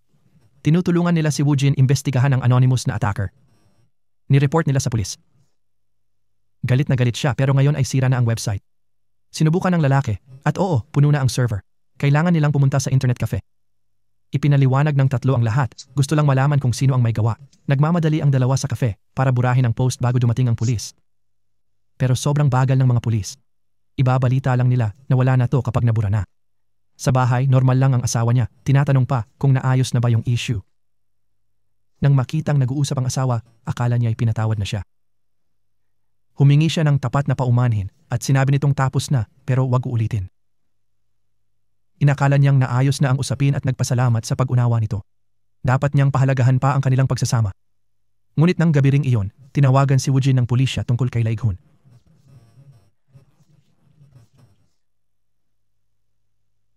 Nagulat si Woojin at tumanggi dahil nabura na ang post. Kasabay nito, binuksan ni Dohyo ang computer at nakita ang isang website. Hindi ba ito ang forum? Tumawag siya sa istasyon ng pulisya. Nahanap nila ang tao pero hindi maihayag ang detalye maliban sa nagdemanda. Nang tanungin kung sa Ilsun County, malinaw ang sagot ng pulisya. Sinabi nilang ipapaalam sa nagdemanda na hindi na itutuloy ang kaso. Kahit ibinaba ni Woojin ang kaso, labis siyang nabagabag sa loob. Hindi rin mapakali si Hu, kaya nagtungo siya sa subway para hanapin ang isa pang tiyuhin. Ngayon, si tiyuhin na lang ang nakakaalam ng kanyang mga gawain. Gusto niyang kausapin ang tiyuhin. Hindi niya inasahan na ganoon kalayo ang gusto nitong puntahan. Naawa rin siya kay Woojin. Nakita niyang umiinom ang tiyuhin, kaya tinanong ni Dushi kung bakit lagi itong nandito. Tumingin lang ang tiyuhin sa kanya pero nanatiling tahimik. Bigla, parang may naisip si Dushi. Kaya ng kasakiman, napunta rin ang tiyuhin sa mundong ito tulad niya? Mukhang nahulaan na ni Dushi ang sitwasyon ng tiyuhin. Agad itong tumayo at tumanggi ng kausapin. Bakit kaya ganoon ang naging kapalaran ng tiyuhin? Habang pinapanood niya itong umalis, nakita ni Dushi ang sarili sa hinaharap. Kinabukasan, nagpunta siyang balisa sa trabaho at hinanap si Woojin sa bodega para mag-sorry at magpasalamat. Tanong ni Woojin. Anong problema? Walang sinabi si Dushi. Gusto ko lang sabihin sa'yo, yan. Habang aalis si Duhyo, nagsorry at nagpasalamat si Woojin. Tahimik sila, pero alam na pagka-uwi, di na maibabalik ni Tito ang nakaraan. Mukhang bumalik na sa normal ang lahat. Inimbita niya sa seremonya ng ama, hiniling magbihis ng maayos. Tungkol sa nanay niya, na ospital ng 1 linggo, pero ngayon lang niya nalaman. Walang magawa ang kapatid niya. Kung di sinabi ng doktor na malala, di sana siya tinawagan. Sabi niya pupunta agad at hiniling maghintay sandali. Ibinaba ang telepono, sinabi sa asawa na ospital ang nanay. Kinakabahan ng asawa, tinanong anong problema, sabi niya, di maganda sitwasyon, kailangan ng operasyon ngayon, mukhang naaawa ang kanyang asawa. Tanong niya kung pwedeng bisitahin kasama, pero may plano raw kasama sariling nanay. Pagpapaganda ano? Mahirap mag-book doon. Pero umaasa siyang dadalawin ng asawa ang nanay niya. Ginawa niya, nagpakita ng malasakit. Ma, mukhang maayos naman ang mga binti mo. Pinag-usapan nila ang operasyon. Tumingin sa oras ang asawa bago nag-alaga sa biyenan. Nagmungkahi ng bitamina pagkalabas. Mabigat ang pakiramdam sa kwarto. Siniko niya ang asawa. Sinabing oras na ng beauty treatment niya. Hiniling niyang ihatid siya roon. Habang nasa biyahe, tinanong niya tungkol sa operasyon bukas. Pwede bang tumira si Ma sa atin kahit 1 araw? Sabi niya. Huwag kang mag-alala, ako bahala sa kanya, sagot niya. Baliw ka ba? Tandaan mo galit siya sa makalat nating ref dati? Dagdag pa, sabi ni Ma. Palpak ako sa bahay. Tiniis ko lagi niyang puna. Di mo ko dinepensahan. Pero masaya pa ring nag-book ng hotel. Di ko inasahang ganun sila kapihikan. Sige na, paano ko siya aalagaan dito habang may sakit? Sabi mo aalagaan mo siya, pero di maiwasang mag-alala. Gusto kong tumutol, pero nakakahiya. Teka, kung may operasyon ang nanay mo bukas, hindi ka dadalo sa press conference ng tatay ko, no? Sabi ni Dohyun, maghihintay siya bukas kung pwede nang lumabas si nanay, saka magdedesisyon. Mabilis sumagot ang asawa, hindi mahalaga ang paglabas. Nandoon naman ang ate mo. Ayaw mo bang pumunta? Mamimiss mo unang book launch ng tatay mo? Kung baka hindi alam ng tatay mo kung saan ka hahanapin. Mahalaga rin ang paglabas ni inay. Di ba minor surgery lang yan? Kailangan ba talaga nandun pareho kayong magkapatid? Paano mo nasabi yan? Pinagalit mo na naman ako. Ikaw na magpasya kung pupunta ka. Ibaba mo na ako ngayon. Pagkahinto, binalaan ulit ng asawa. Kung di ka pupunta bukas, tapos na tayo. Hindi pa nakalayo ang asawa nang tinitigan siya ng lalaki. Sobrang galit niya, muntik na siyang sumabog doon mismo. Galit na galit din si Dohyu. Ito ang asawang pinaghirapan niyang hanapin. Maganda ang panahon, maaliwalas ang langit, tapos biglang umulan. Maya-maya, tumawag ang kapatid niya. Di siya makapanatili dahil may lagnat ang anak, kaya siya ang nag-alaga sa nanay sa ospital. Nagmadali si Wehyon para hanapin ang nanay. Lumala ang Alzheimer's nito, kaya inirekomenda ng doktor na manatili sa ospital para sa 2 araw na obserbasyon. Habang nag-iimpake si Wehyon, nagsimulang maglibot ang nanay niya. Habang naghahanap, narinig niya ang tawa ng nanay at sinundan ito. Talagang sosyal na paru-paro ang nanay niya. Nahihiya, nagpaliwanag si Wehyon tungkol sa Alzheimer's ng nanay. Habang paalis na sila, dumating si Dohyu. Nagulat silang dalawa, sumigaw ng biyenan. Nalito ang mga magulang ni Dohyu. Nahihiya, ipinaliwanag ni Wehyon ang demensya ng nanay niya. Di inaasahan, magaling pala sa baraha ang baliw na nanay. Naaliw silang dalawa habang nanonood. Magaling din pala siya sa matematika. Naisip ng nanay ni Dohyu kung talagang may amnesia ang babae. May kawalang bahala siyang ugali tulad ng anak at napakasosyal. Bakit nga ba siya nagmamadali noon? Sumuko na siya sa kanya. Kakalabas lang ng lalaki, nandoon ang kapatid sa sulok. Hinihiling niya sa asawa na ilipat ang sofa para sa nanay. Nang marinig ito, nakaramdam siya ng pagkabalisa. Kahit nakatira sa villa, hindi siya makapagdesisyon nang lumipat ang kanyang ina. Sabay nito, nakatanggap siya ng tawag mula sa asawa. Galit na tinanong bakit di pa siya nasa presscon ng biyenan, lahat ng bisita ay dumating na. Kahit paliwanag na kakabigay lang ng gamot sa nanay, sinabi na ipaubaya sa bayaw at magmadali na. Binaba ang tawag. Nakita kapatid na inaalagaan nanay, nag-ayos pa ng sasakyan, hindi pinansin tawag ng asawa. Dinala niya ang kanyang ina, na nakalabas na ng ospital, sa bahay ng kanyang kapatid. Hindi niya alam na sa hindi pakikinig sa asawa, hinihintay lang nito ang pag-uwi niya para sabihing tapos na sila. Tinanong ng asawa kung naiintindihan na niya, bakit lagi niyang iniisip na siya lang ang may problema. Piniling bumalik sa nakaraan para makasama si Huyagon.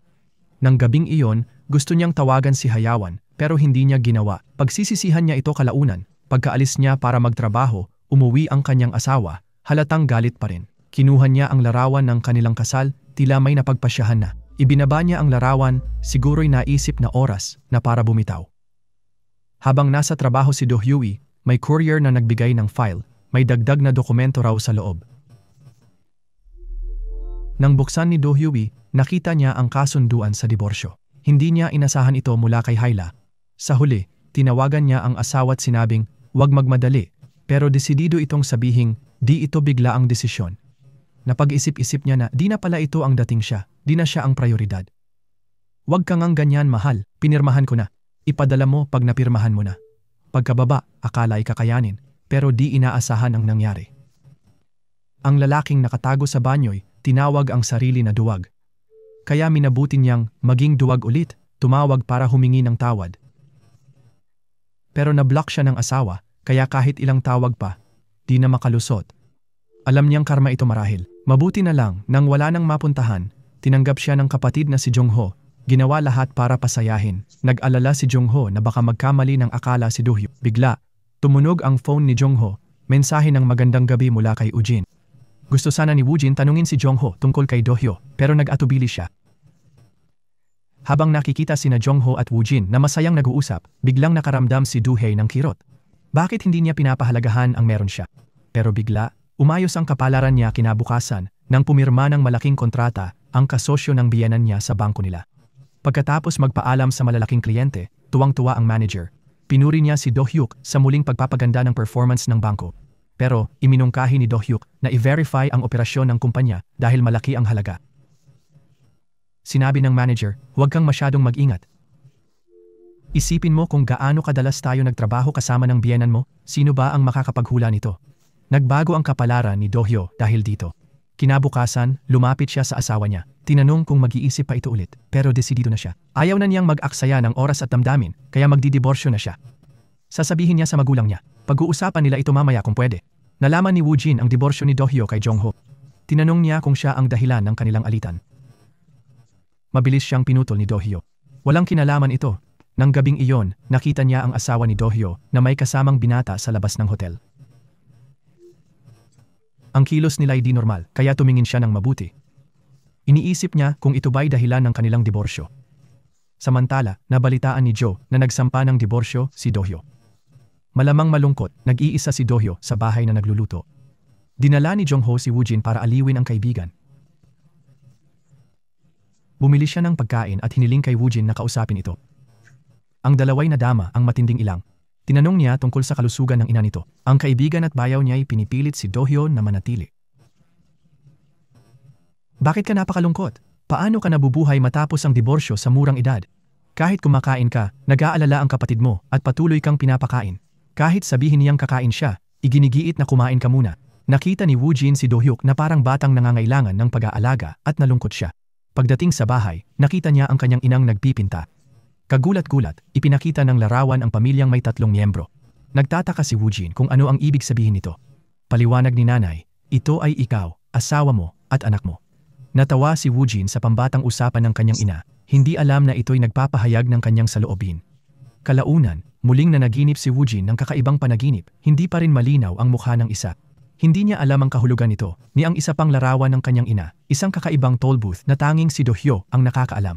Matapos ang diborsyo, humingi ng tawad ang isang lalaki sa kanyang dating asawa. Sabi niya, "Binago mo ang buhay ko. Hindi ako humihingi ng tawad, sana masaya ka na lang." Alam niyang ubos na ang pera, pero kahit hindi masaya, ayaw na niyang manatili sa suwail niyang asawa, kahit ibinalik nito ang susi ng kotse. Sinabi niya kay Hyoel na gusto niyang umalis ng bayan. Hindi na sinubukan ng asawa niyang mabawi siya. Akala niya ay natagpuan na niya ang tunay na pag-ibig sa binatang iyon. Habang masayang-masaya, ipinarada niya ang kotse at may narinig na pamilyar na boses. Hindi madaling nalinlang ang babaeng ito. Hindi komportable, lumapit siya habang binabalaan ng mga kasamahan na huwag magpagod. Pero narinig niya, "Huwag kang mag-alala, di lang mayaman niyang babae, tanga pa, kumukuha lang ako ng pera sa kanya. Maya-maya, magdadahilan ako at iiwan siya." Habang nagmamalaki siya, may bag na biglang tumama sa ulo niya. Hayop. Nanginig ang takot na binata, na-realize na nabunyag ang kanyang panloloko. Dahil inihayag ng team building ang damdamin ni UJ, nakatuon ang lahat sa grand prize. Matapos makatanggap ng malaking bonus at pagtaas, Nagsimulang masigasig ang lahat. Ngunit unti-unting bumagal si Duhay, nahuhulog sa likod. Bigla, may nagsabi na may lalaking nakalila na inatake, nawalan ng malay, naghihintay ng ambulansya. Tumigil si Woojin, blanko ang isip. Tumakbo siya pabalik ng walang isip, tahimik na nagdarasal. "Do-hye, sana ayos ka lang, may ambulansya nga sa unahan." Sa damit ng pasyente, sigurado siyang si Do-hyo iyon. Nagmadali siya, tinawag ang pangalan niya. Pero hindi siya iyon. Napabuntong hininga siya, na-realize ang tunay na nararamdaman. Dumating si Do-hyo, tinanong kung kilala niya ang pasyenteng dinadala. Namumuo ang luha ni Woojin, pero hindi makapagsalita. Samantala, nahihirapan si Do-hye sa isang party sa trabaho. Patuloy na nagbubuhos ng inumin si Ewijin. Lumabas si Do-hye para sagutin ang tawag. Pagbalik, nakita niyang medyo lasing na si Ewijin. Kumabog ang puso niya, kaya dinala niya ito sa parke para magpahimasmasan. Pagkatapos uminom, naging palabiro si Ewijin. Gusto niyang sumama si Do-hye sa siso. Parang wala sa sarili ang isip niya. Nabighani siya kay Ewijin, kahit sa mga trike ng bata. Nang matumba si Ewijin, tutulungan sana siya ni Do-hye, pero pinigilan siya. Lasing, umamin si Ewijin. "May sakit ako sa pag-ibig. Ayaw kitang isipin, pero di ko mapigilan. Sobrang komportable ako sa'yo. Gusto kitang sandalan." Pinalala ni Do-hye na lasing siya at tutulungan siyang tumayo. Pero hinalikan siya ni Ewijin. Natigilan si Do-hye, hindi makagalaw. Bigla siyang may naisip. Hindi pwede. Kaya iniwan niya si Ewijin, nag-iisa at malungkot. Hindi niya kayang ipagkanulo ang kapatid, nibanggitin man lang si Ewijin sa kanya. Pero di niya alam na ang pagtatago ay lalong sumisira. Ang mga bunga ay di na mapigilan. Bigla nakaramdam ng gulo ang lalaki. Nag-aalalang tinanong niya ang kapatid, ramdam ang panganib. Nakitang tahimik ang kapatid, nanggigil siya at pinilit magsalita. Walang lakas ng loob, kaya sinabi niya, "Sabihin mo wala 10 beses. Wala." Gumaan man ang pakiramdam, di pa rin sigurado kung mangyayari. Habang nagbubuhos ng tubig kay Ewijin, nag-alangang nag-aya ng usapan. Sabi niya para sa relasyon, pero mukha ni Ewijin ay di maganda. Naramdaman ni Do-hye na may mali. Kagabi, hinalikan siya ng lasing na si Ewijin. Tumanggi ako, pero makikipagkita si Ewijin kay Jongho para makipaghiwalay. Kahit handa na, nalilito pa rin si Jongho. Nagsorry si Ewijin, sabi niya sa 20 araw. Iba na ang mahal niya. Pinilit ni Jongho na ngumiti. Pwede pa rin tayong maging magkaibigan. Alam ni Ewijin na siya'y nasasaktan. Uminom ng todo si Jongho ng gabing iyon. Inudyukan siya ng kanyang mga kaibigan. Paano niya tatanggapin ang hiwalayan? Naramdaman ni Jongho sa tono ni Ewijin na may iba na siya. Nagalit ang magkapatid nang marinig ito. Sino ba yang lalaking yan? Nakaramdam ng guilt ang kawawang lalaki. Uminom siya ng kaunti para magkaroon ng lakas ng loob.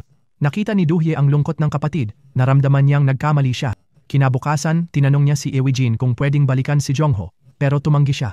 Ayaw niyang kumilos laban sa sarili niyang nararamdaman.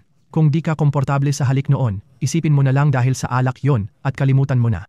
Pero, narinig ng kapatid mong si Jongho ang buong usapan ninyo sa bubong.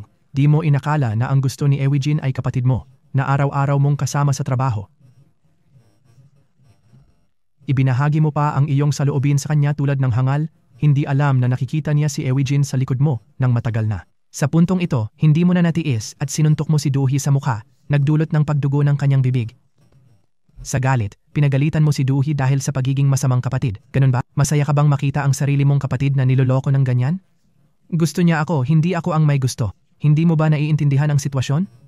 Lalo pang nagalit si Jongho. Dapat sinabi mo man lang sa akin. Nakakalungkot na may kapatid akong katulad mo. Pagkatapos, nag-impake si Do-hye, alam na hindi na siya maaaring manatili.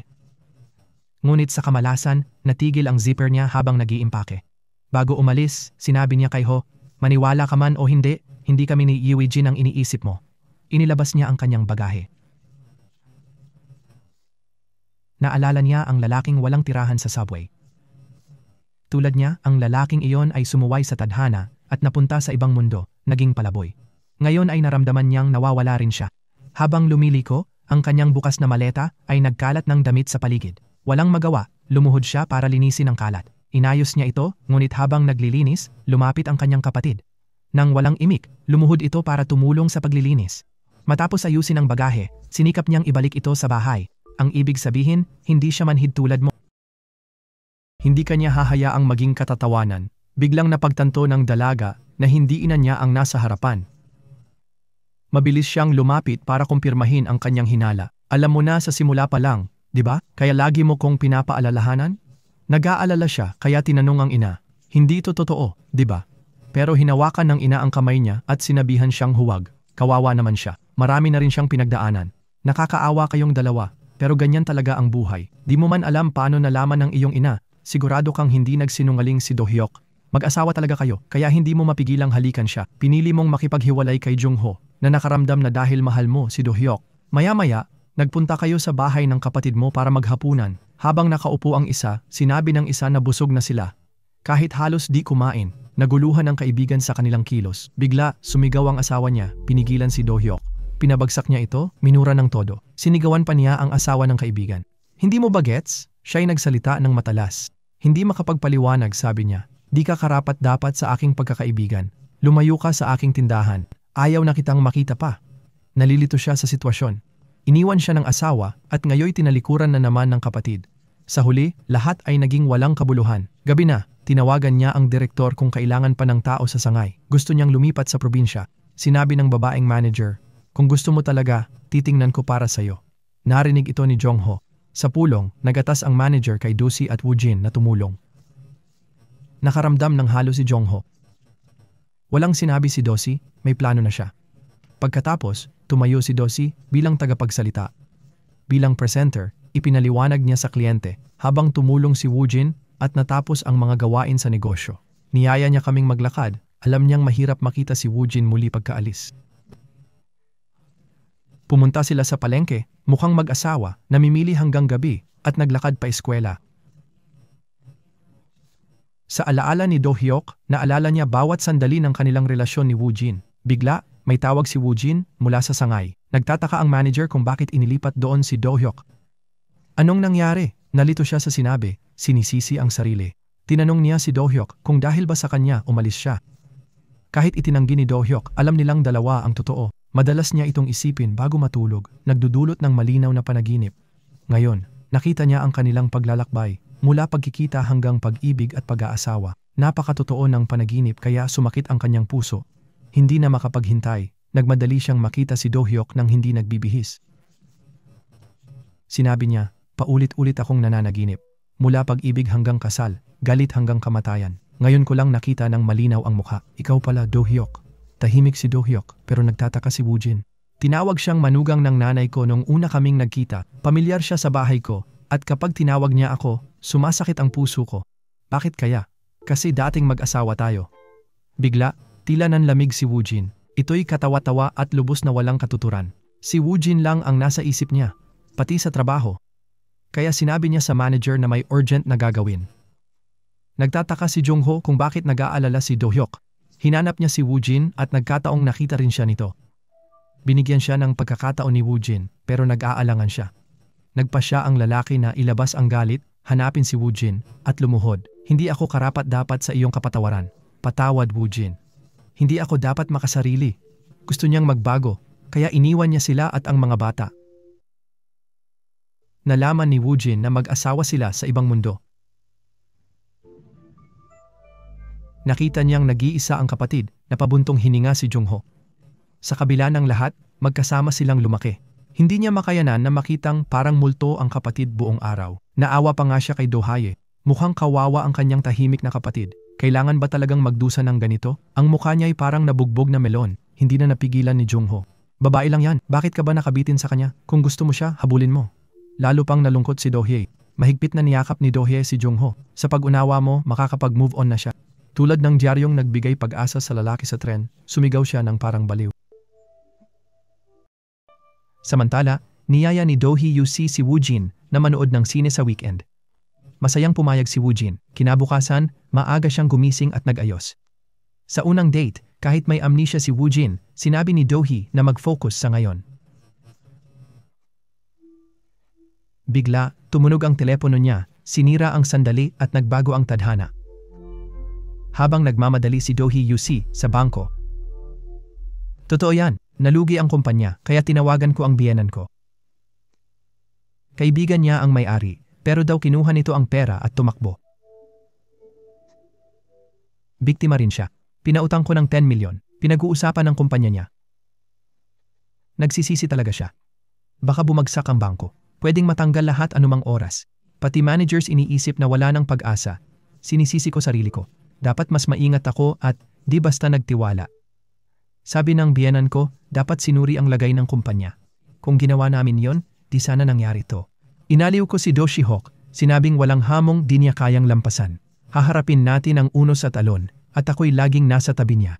Nang gabing iyon, matapos mag-isip ng matagal, tahimik siyang nagpasya. Ang desisyong ito ang magbabago sa tadhana ni Woojin. Aalis sana, nang pigilan ng inang may sakit sa isip. Iniabot nito sa kanya ang isang barya mula sa taong 2006.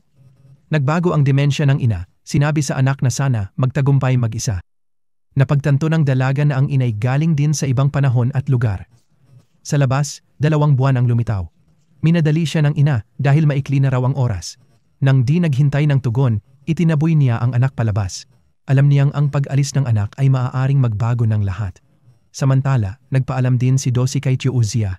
Di na babalik. Akala ng tiyuhin alam niya ang anomalya, pero hindi na pinansin ni Dosi. Sinasabi sa sarili, kawawa talaga siya. Wala na siyang natira ngayon. Karma lang yan. Alam niyang kasalanan niya ang pagkabangkarote, kaya puno siya ng sisi sa sarili. Bigla, tinulungan siya ng kapatid na matuklasan ang malaking pagkakaiba. Gumamit ang salarin ng 2 selyo sa panghihiram. Malinaw na luma ang isang selyo, at ang pangalan ay nasa Ingles. Pamilyar ang pangalang Ingles na ito. Naalala niya na nasa golf club ng biyenan niya ang pangalang ito. Talagang inayos ng matanda na kunin ng iba ang pera at magtago sa Hong Kong. Pagtapos na, sasabihin niyang bumalik pero di niya alam. Narinig ni Doshi ang usapan sa labas.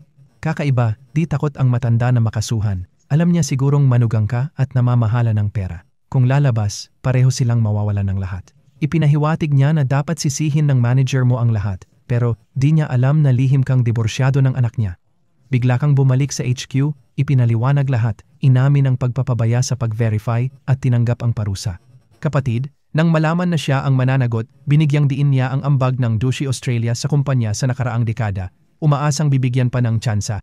Pero pagkalabas niya, agad siyang tinanggal. Sabay nito, kumalat ang balita na si Chairman Wei Tiao raw ay nagnakaw ng 12 bilyong yuan.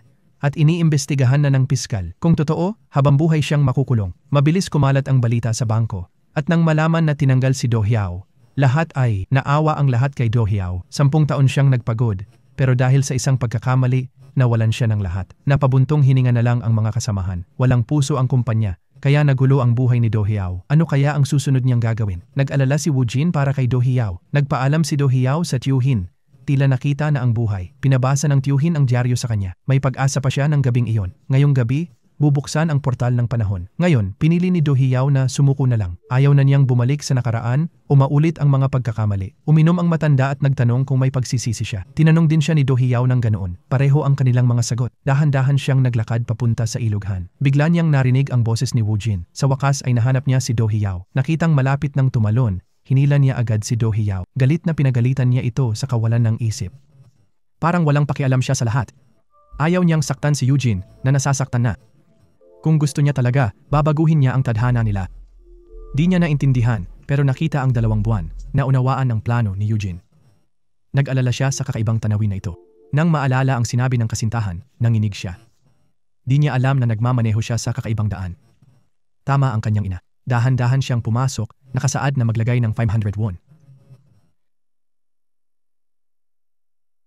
Kinuha niya ang nag-iisang barya mula sa ina at inilagay. Naging berde ang pulang ilaw, tanda ng pagpasok sa ibang mundo. Walang alinlangan, pinindot niya ang gas. Malapit na sumunod si Dohyo. Bigla niyang nakita ang kotse ni Eugene na dumaan. Pinabilis niya, halos di nakalusot bago bumagsak ang hadlang. Bigla, nawala ang kontrol sa sistema at bilis ng kotse. Alam ni Do Hyusi na ito'y tanda ng paglalakbay sa oras. Talagang sa susunod na sandali, nawala sila sa daan. Nang magkamalay si Do Hyusi, nasa 2006 na siya, pero ngayon, desidido siya. Nang magising si Yurin, di siya makapaniwala sa nakita. Ang nanay niya mula 10 taon noon ay nagmamadali sa kanya para sa paaralan. Talagang nakapaglakbay siya sa oras. Pagtingin sa kalendaryo, may naalala siyang mahalagang bagay. Tumakbo siya papunta sa bakuran. Kaya pala pinayagan ng nanay si Eugene umalis may barya. Sabi bago ang litrato, Alam kong ililigtas siya ng aming matalinong anak ng mas mabilis kaysa sa akin. Tinupad ni Eugene ang inaasahan ng nanay. Una, naalala niya ang biyahe ng tatay niya ngayon. Kailangan niyang pigilan ang aksidente sa trapiko. Talagang nakita niya itong sumasakay sa eroplano. Sumigaw siya, tumakbo sa kanya, at niyakap na parang matagal di nagkita. Ang biglang kilos niya ay ikinagulat ng tatay niya. Siguro kapag nawala lang natin malalaman ang halaga ng isang tao. Nagmakaawa siya na, wag umalis para magtrabaho ngayon. Kailangan niya ng dahilan, kaya nagsinungaling na may sakit ang nanay niya. Bumalik siya, pero may lalaking nagmamakaawa sa kasintahan na manatili. Agad nakilala ni Eugene si Jongho. Nabangga niya ang babae, tapos hinimok si Jongho na kumilos. Tinawag niya ang 18 henerasyon ng ninuno para mapanatili ang kasintahan. Nakita ni Eugene ang saya ni Jongho, kaya taos-puso siyang binati. Parang naging buo na ang lahat. Sa ibang mundo, dapat sila ang magkasama. Naging tagapagtagpo si Eugene, tumutulong sa mga nagmamahalan. Si Do-hyo'y mahiyaing naglakbay oras, nagtago sa kumot para iwas mali. Dumating si Eugene na may alaala, inisip na kakaiba ang kilos niya. Nakita niya si Do-hyo na nakayuko sa sulok. Habang hinahabol siya, biglang nagbago ang mga pangyayari. Di niya inasahan na ganoon katapang ang babae. Tumakbo palayo ang takot na lalaki. Akala niya ligtas sa kama pero matalino ang babae. Pumunta siya sa paaralan niya, nakita ang roommate at nagkunwaring girlfriend ni Do-hyo. Gusto niyang sorpresahin siya at hiniling sa roommate na dalhin siya sa dorm nila. Biglang may tumawag kay Do-hyo, isang kaibigan niya. May sumipa sa kanyang masamang kutob, mabutit pinalaan siya ng kaibigan na nag-aalala raw ang girlfriend niya. Nang marinig ito, tinawagan ni Do-shi si Pigbrain para agad alisin ang babae. Alam niyang kailangan niyang tumakbo pero hindi siya makakaligtas sa babae. Mabilis na tumawid si Do-shi sa kalsada, si Eugene ay nasa likod niya. Bigla, may dumaan na motorsiklo, nagulat si Do-shi.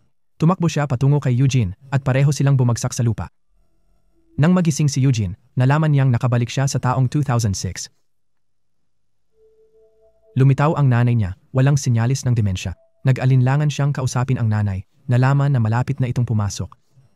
Natuwa si Eugene na gumaling ang kanyang ina. Tinanong niya tungkol sa tatay na namatay sa cancer sa atay, 3 taon na ang nakalipas. Nakabalik siya sa nakaraan at nailigtas ang tatay sa aksidente, pero hindi sa sakit. Hindi ito biglaang pangyayari, kaya nakayanan ng nanay niya. Sa kabila ng trahedya, nakahanap ng trabaho ang nanay niya sa isang sangay na opisina. Sinubukan ni Eugene na kumita ng puri sa manager, usyoso sa pag-ibig. Nagulat siya na nagbakasyon si Do-hyuk para mag-hiking. Nang gabing iyon, habang nagkakamping, nakaramdam siya ng pagkabalisa sa paligid. Tiningnan niya ang telepono para sa mga lobo, ngunit nakakita ng agarang mensahe mula sa kasamahan. Napuno ang bangko at kinailangan siyang bumalik. Mabilis na bumalik si Do-hyuk sa kanyang pwesto. Ang unang gawain pagkatapos ng bakasyon ay bumisita sa sangay na opisina. Alam niyang nandoon si Eugene, kaya huminga siya ng malalim at pinaghandaan ang hamon. Sa hindi inaasahang pagpasok, nanginig ang kanyang diwa. Pinigilan niya ang konsensya, natatakot sa kanilang pagkikita. Di maiiwasang makilala ang batang ito, ngunit habang naglalagay ng impormasyon, may kakaibang lamig siyang naramdaman. Lumingon siya, puno ng guilt, halos sumigaw. Ay nanay, sabi ng investigador, matagal na kitang hinihintay. Nang gabing iyon, muli niyang nakilala si Eugene. Dahil sa kuryosidad, sinundan niya ito nang hindi namamalayan. Iyon ang dating pamilyar na daan. Nang banggitin ni Eugene ang sirang ilaw ng pinto, tahimik na naalala ni Do-shi. Nang sumali si Eugene, lihim siyang tinulungan mag-adjust. Kinabukasan sa pulong, may nagsabing kailangang mag-hire dahil sa negosyo. Naalala ni Do-shi na nagsuggest siya noon, di inasahang ma-recruit si Eugene. Galit, ibinasag niya ang mesa, tinututulan muna ang pag-hire. Sa bangko, awkward na hiningi ng babae na suriin ang bills ng asawa. Nahirapan ang staff dahil sa mga patakaran sa privacy. Inamin ng babaeng impasyente na siya ang asawa. Ang asawa ko'y kumikilos ng kahina-hinala. Araw-araw siyang umuuwi ng gabi. Sa tingin ko ng babae siya. Pwede mo bang suriin para sa akin? Nagsorry ang babae. Kailangan ko ang asawa ko rito. Galit na galit ako. Pinigilan siya ni Eugene. Nagulat ang lahat. Baguhan pa lang si Eugene, pero alam niyang walang saysay makipagtalo sa galit na asawa. Biglang pumasok si Do-hyuk. Kinuha ng babae ang kahon ng barya, handang ihagis kay Eugene. Bigla, humarang si Do-hyuk sa daraanan. Umiikot ang ulo ni Do-hyuk na parang kawan ng ibon. Nagmadali si Eugene, nag-aalala, okay ka ba? Naguluhan ang mga kasamahan, hindi alam ang malapit nilang ugnayan. Maging si Do-hyuk mismo ay hindi maintindihan, hindi niya maunawaan ang kanyang nararamdaman. Nang nag-hire, tumutol siya muna, alam na maaaring mag-apply si Eugene. Nagbiro siya na hindi naman masama ang overtime. Tila sumang-ayon naman ang manager. Laking gulat, nilapitan ni Eugene mismo ang manager. Matapos ng ilang papuri, inihayag niya ang karanasan sa bangko at natanggap. Dumating si Dushi at nakitang handa na ang lahat. Nakita niya si Eugene na parang nakuryente, nakakalat ang stun gun. Pinulot niya ito, tinutok kay Du Hiao gamit ang kaliwang kamay. Ang eksena ay tila pamilyar sa kakaibang paraan. Napagtanto ni Du Hiao na hindi niya matatakasan si Eugene kahit anong gawin niya. Kahit tinulungan niya si Eugene, alam ni Du Hiao na hindi na pwedeng magpatuloy. Nalungkot si Eugene kaya iniiwasan niya ito sa trabaho. Ngunit gusto ni Eugene itong ituloy, alam na may gusto sa kanya si Du Hiao. Ipinaalala ni Du Hiao kay Eugene na ayaw niyang maging may bahay siya. Sinabi niyang lumayo siya, pero di na tinag si Eugene sa paghahangad sa kanya. Kahit mga kasamahan ay nakita ang interes ni Eugene kay Du-hook. Matapang na inamin ni Yuren, gusto ko si Du-hook at ang manager. Pinagtulungan niya sila. Ginawa niya ang lahat para sila'y magtulungan. Kahit habang kumakain, patuloy niyang tinutukso ang dalawa. Naramdaman ni Dushi na sobra na, pero iniupo pa rin siya ng manager sa tabi ni Eugene. Sa sandaling iyon, nawalan ng pasensya si Dushi. Bakit di mo iginalang ang opinyon ko? Biglang tumindi ang tensyon. Kahit si Eugene ay nahiya sa nangyari. Nang gabing iyon, tinanong ni Eugene si Du Hiao kung siya ba'y masyadong makasarili. Kaya gusto kong tanungin ka ulit, hindi ba talaga tayo pwede? Hindi ba talaga okay? Umiling si Du Hiao nang may pag-aalinlangan. Naisip ni Eugene na kung ganito kasakit, dapat na niyang bitawan at mamuhay ng sarili. Ngunit kinabukasan, may nangyari. Hindi na maitago ni Du-hook ang pagmamahal niya kay Eugene. Tiningnan ng lalaki ang babae sa bus stop. Iniisip na di na sila magkikita. Pero nang makita ang pulis, nag-alala siya. Naalala niya sa ibang mundo. 10:10, bus 170 na bangga ng truck. Maraming nasugatan. 10:01 na at sumakay si Eugene sa bus 170. Agad niyang sinabihan ang kaibigan na huminto. Ang kaibigan, nalilito pero sumunod, ay tumigil. Huli na siyang lumabas para ipaliwanag kay Jong-hook. Ang oras ay mahalaga. Bumalik siya para hanapin ang bus 170, nakakita ng pulis, umikot ulit. 10:07 na. Nakita niya ang isang truck sa likuran niya. Inunahan niya ito, paulit-ulit na nagbusina pero hindi narinig ng driver. Natapon ng driver ang inumin, nawalan ng kontrol. Nang hindi makahinto ang truck, tumabi siya sa kabilang kotse. Gusto niya ng huling sulyap kay Eugene. Kung pwedeng bumalik, titiisin niya ang pagalit ng asawa. Kakainin pa niya ang expired na pagkain kasama niya. Ibibigay niya ang paboritong game console.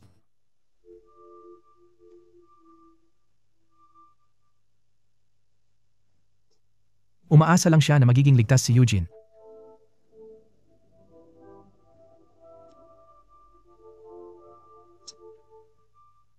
Naging pula ang ilaw, 10:09 na. Sa madaling sabi, babaliktad ang kotse sa ilang segundo. Nakita niya si Eugene na nakatayo sa harap niya. Hindi na nag-atubili, itinulak niya ang galit na chuper, tumakbo kay Eugene at niyakap ng mahigpit. Ipinakita ni Do Hye-yusi ang kanyang lubos na kawalang hiya. Araw-araw niyang binibisita si Eugene, naghahanda pa ng almusal. Siya mismo ang magbabalat at ibibigay ito sa kanya. Gusto nilang ipakitang hayagan ang pag-ibig, pero pagkatapos ng pulong, may sasabihin si Tae-hyuk ngunit pinutol ng manager. Sabi ng manager, kung tungkol sa damdamin, wala siyang pakialam. Sabi ng manager, kung hindi ko inaalaga ang damdamin ninyo sa huling party, paumanhin sa inyong dalawa. Humingi rin siya ng tawad kay Eugene. Di niya inasahan na matatag ka sa hindi pag-aasawa, kaya tigilan na ang panunukso tungkol kay tatay. Kayo'y nasa balkonahe, pinag-uusapan kung paano ipaliwanag ang mungkahi ni Eugene o kung maghanda at magpadala muna ng imbitasyon. Seryoso si Do Hye-yusi, hoy, pwede bang ipadala na lang direkta ang mga imbitasyon? Di inasahan ni Eugene na mas mag-aalinlangan siya. Sa loob ng 5 minutong pahinga, pumunta ang ina ni Eugene sa bangko. Sa tingin sa kanyang ina ngayon, walang bakas ng demensya. Natuwa si Do Hye-yusi. Bigla, nakita siya ng ina ni Eugene at tinawag. Naguluhan si Eugene. Hindi dapat sila magkakilala, pero ang ina niya'y masigla. Agad tinanong ni Eugene kung ano ang nangyari. Gulat, si Do-hyuk pala'y malaking customer ng ina ni Eugene, magaling manligaw. Bibili siya ng anumang ipakita ng ina ni Eugene. Malalim ang pagsisisi ng lalaki sa sarili. Sa loob ng 7 buwan, na ospital ang kanyang asawa. Inaliw niya ito, sinabing magiging maayos siya. Narinig niyang umalis ito at umiyak ng todo. Hindi makatiis makinig ang nurse. Panganganak lang, pero parang huling paalam na. Talagang nag-aalala siya. Relax ka lang, mahal, sabi niya. 3 taon pa, may 2 na silang anak na lalaki. Nagising sila dahil sa alarma. Hindi pa rin nagbago ang ugali nilang ma-oversleep. Napansin nila na nakatulog sila ng sobra. Nagmadali silang pumunta sa banyo ng sabay. Ngayon natuto na sila. Iminungkahi ng asawa na iset ang alarm ng mas maaga para makapag-snooze pa. Nagkatinginan sila, nag-iisip na baka may oras pa para sa mabilis na yakap. Pagkatapos, may oras na sila para bihisan ng maayos ang anak, di tulad dati. Dati, responsibilidad lahat ng asawang babae. Abala siya kaya trabaho lang ang alam na ikinayamot ng asawa niya. Kung ikukumpara ngayon, mas patas na ang hatian ng gawain. Asawang babae sa tawag paaralan, asawang lalaki sa pagbubuhat ng bata. Hoy mga bata, araw-araw pinupuno nila ng positibong enerhiya ang mga anak. Tapos, sabay silang papasok sa trabaho. Kahit maaga gumising, huli pa rin sila. Buti na lang may plano sila. Minsan, kumuha sila ng tasa sa basurahan, kunwari galing break room. Tinulungan ng kapatid niya magtago at kumuha ng gamit. Ngayon, ginagawa nila ulit. 2 lumabas sa break room, nag-uusap kunwari. Malapit na sa trabaho, tinawag sila ng manager. Si Kuya John, sige kuya, wag na magkunwari. Pwede bang subukan ibang diskarte? Wala nang silbi ato eh. Bilang parusa ngayong araw, pagkatapos ng trabaho, iuuwi mo ang asawa mo. Sigaw ni Dusho, akala mo ba halimaw ako? Noon, nag-aaway sila tuwing nagkikita. Ngayon, di sapat ang magkatrabaho sa iisang kumpanya. Kailangan pa nilang maglaan ng oras sa pagyayakap. Siguro dahil sa nawala sa kanila, natuto silang pahalagahan ang isa't isa. Hindi niya alam na may demensya pala ang biyenan niya ng ilang buwan. Ngayon, paminsan-minsan siyang bumibisita para tumulong at kumikilos na parang ina. Natuwa ang asawa niya dahil alam niyang kalusugan ang kaligayahan ng matatanda. Gabi na nang nag-aral siya para sa promotion exam kinabukasan. Bigla, may matandang babae sa bangko na sumigaw na nilunok ng ATM ang card na may pensyon niya. Inalo ni Eugene ang matanda, pinaupong sandali habang tinutulungan, ngunit bigla itong nahimatay. Naramdaman ni Eugene na may kakaiba. Samantala, nakatanggap si Duhu ng tawag mula sa guro sa kindergarten na nagsabing hindi pa nasusundo ang anak niya. Nagmamadali rin akong sumakay ng tren, kaya pakisundo na lang ang anak ko. Tinawagan ni Duhu ang asawa pero di niya ito makontak. Hindi niya alam na dinala ni Eugene ang matandang babae sa ospital. Nang dumating ang pamilya, nakita ni Eugene ang maraming mensahe ng asawa niya. Hindi niya alam na nag-aalala ang asawa niya dahil may exam ito sa loob ng kalahating oras. Sa huli, tumawag sila sa isa't isa, hindi para mag-away, kundi para mag-usap. Pupunta siya sa kindergarten sa loob ng 10 minuto, susunduin muna niya ang mga bata. Naghintay siya sa taxi sa pasukan ng Wensong Park. Kung makakarating siya sa loob ng 15 minuto, aabot pa siya sa exam. Ang promosyon at pagtaas ng sweldo niya ay nakasalalay dito. Honey, nandito na si mommy, ibigay mo na agad. Inalo pa rin siya ng asawa, okay lang kung di siya makapasa, nandito lang ako. Mabuti na lang at nakapasok siya sa exam room sa huling segundo. Pagkatapos ng 10 taon, sa wakas ay dumating na ang kanyang pagkakataon.